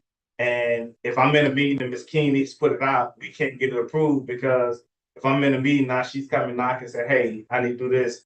So that's how we just need to make sure everyone do their due diligence and move it forward. And Senator Daniels and Councilwoman Randolph, part of my presentation tonight is actually on. So, I'll be prepared to, and if you want me to, I can actually put it in a memo format. Yes, sir. That'd be great. Have something right to it. That was literally, I was showing, that was literally one of the topics I was going to be talking about. All right, we got a little carried away, Councilwoman. I apologize. We ran our time out a little bit. I apologize. I did ask him to address that tonight. Oh, okay, I'm okay, sorry. okay. I just consider this under walk-ons. When you look at the calendar, there's been some weeks where we've had 3 meetings in 1 week. And you got to have your information in on that Friday. It's just too much. So I'm wondering whether or not that can be one of those things on the calendar. They have to be in by Monday by 12 noon to Ms. King. If we can work that out on a schedule. Because sometimes we have a lot of meetings and you don't have time to get your item on because you're busy down here. You know what I'm saying? Doing your homework or doing something. So Ashley County, You talking about the Monday before? No. To have it to you that Monday. After right now. After that Friday. Right now it's By Friday. noon. You know, to kind of it's gonna give us about 2 days over the weekend to work on. that honestly, council, that's gonna be tight, but we could look at it, me and Ms. King. Yeah. Yeah, It has to vend it, and then it has to be prepared and has to be sent out by 2. and that's something that we can talk about, Councilwoman. And that's willing. I talked to staff today, asked about it. We're willing to set up times for y'all. If y'all come and tell us, we can set this and we can help facilitate and work these things out for you all. And because a lot of times when y'all turn it in, is staff or if I have no idea what you're turning in, now we're trying to get it over to that particular department to see if there's any conflicts. And then we got to get it over to legal, and then it's a lot trying to happen in that short time frame. So if we could work through it, I think it'd be great. Appreciate it. Okay. That's all I have. Thank you, Mr. Robinson for coming tonight. Thank you, Representative Analon, Escalante for coming. This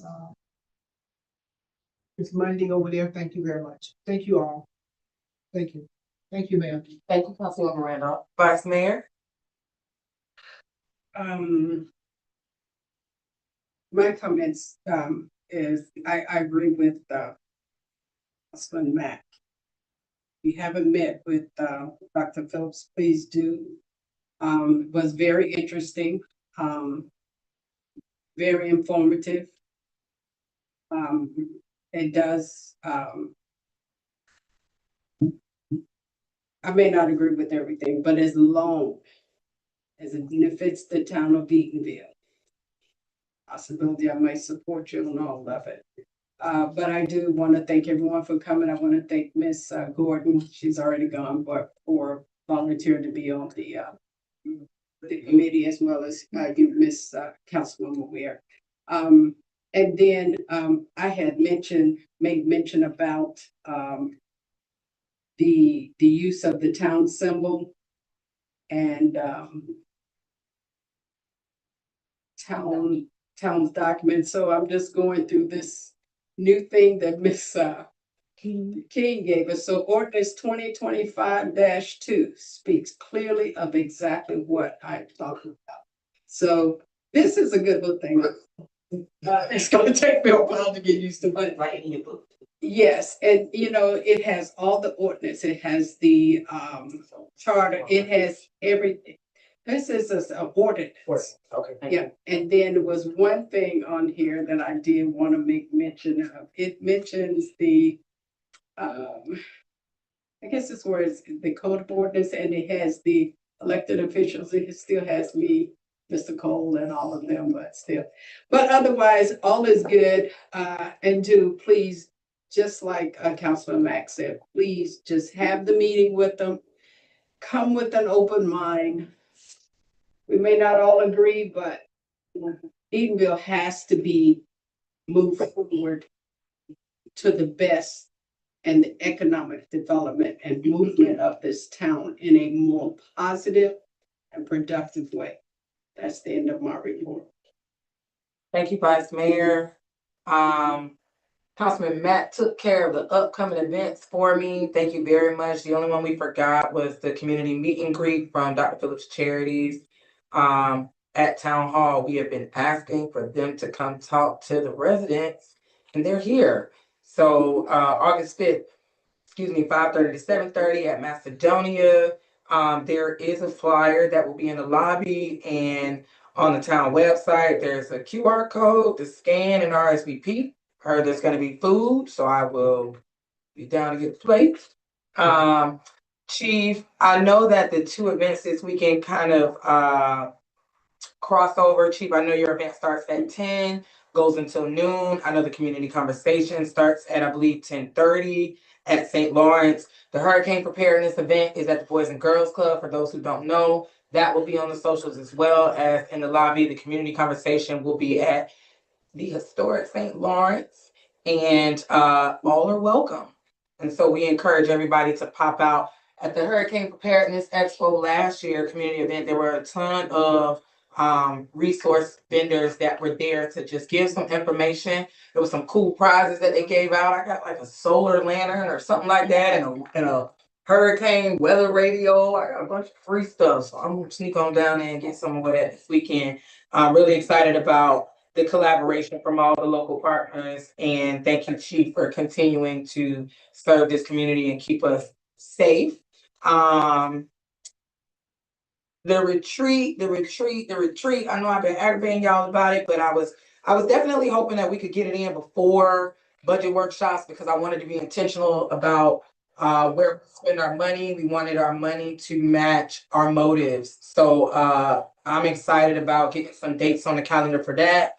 I know we got budget workshop coming up, so we can go ahead and get that taken care of because we still got a minimum a year and a half together. So those legislative objectives are still going to be important. That timeline is still going to be important. So I encourage us to get those objectives over to CAO Daniels as soon as possible. The scholarship, don't forget to tell a kid to apply. Early voting. The deadline for registration, if you were not registered for the August 18th primaries, was yesterday. However, there is a general election in November, and the registration date deadline for that is October 5th. So even if you missed July 20th, if you're not registered, please go ahead and get registered for that November election that we know is going to be paramount and impactful. Mail-in ballots, if you haven't requested them, you have to do that by August 6th for the primaries, October 22nd for the general. Early voting at the town of Eatonville is August 3rd to the 16th, 9 a.m. to 7 p.m. are the hours for early voting. I'm looking at the clerk just to make sure I have it right. I got send that information out to you. Thank you. So I can be very accurate. And then early voting for the November election is October 19th to the 1st. Of course, we'll reiterate those dates just to make sure that they are at the front of our voters' minds. Vote Orange FL is the supervisor of election and social media page. It's a bunch of information on there. Send everybody over there in case they are looking for more information, and be on the lookout for information from the clerk. What am I skipping? Oh, signage. So with the election, I know that as Eatonville representatives and candidates, that we get our packet from Ms. King, and Ms. King does an amazing job with outlining what those rules and responsibilities are. If you're not running for office in Eatonville, you probably don't get all that love. And so some of our candidates that might be running for office right now may not be aware. So when we see those signs that are out, if you have concerns, I know I did have a conversation with code enforcement this week regarding what can be pulled, what can't, what's a violation, what is not, how you verify. Some of those things are still being worked out at in his office. And so I look forward to an update from him. But if you have a concern, please send that over to the clerk, send that over to code enforcement so we can get that looked at and resolved. Yes, ma'am, Madam Clerk. Stakeholders. Stakeholders meeting is scheduled for Monday, July 27th. 6:30, 6 o'clock, 6:30. 6 p.m. 6 p.m. Flyer coming forth soon, as well as, if I'm not mistaken, I'll probably be going door to door, to knock on doors to invite people to come on out, just to give the residents an update on some of the things that's happening, some of the projects, some timelines, where we're going, what they might not know if they miss council meeting. So spread the word about that. And I do have the information for early voting if you want. Yes, ma'am, we'll take that. Primary. Early voting is Monday, August the 3rd through Sunday, August the 16th. And that time is 9 a.m. to 7 p.m. right here. And election day is Tuesday, August the 18th from 7 a.m. to 7 p.m. 7 p.m. right here at the early voting location in the historic town of Eatonville. Last on my list is Founder's Day. CAO Daniels was asked to reach out to the council members just to ensure that we incorporated any feedback, any recommendations, suggestions that we might want to see. It is not too late. While we have the bones of it all together, there is a flyer that is coming out before the end of the week as a save the date. We're anticipating a banner coming up soon. We'll have a 2-day function. Saturday, if you remember, it will kind of be geared towards like a chill in the bill kind of vibe.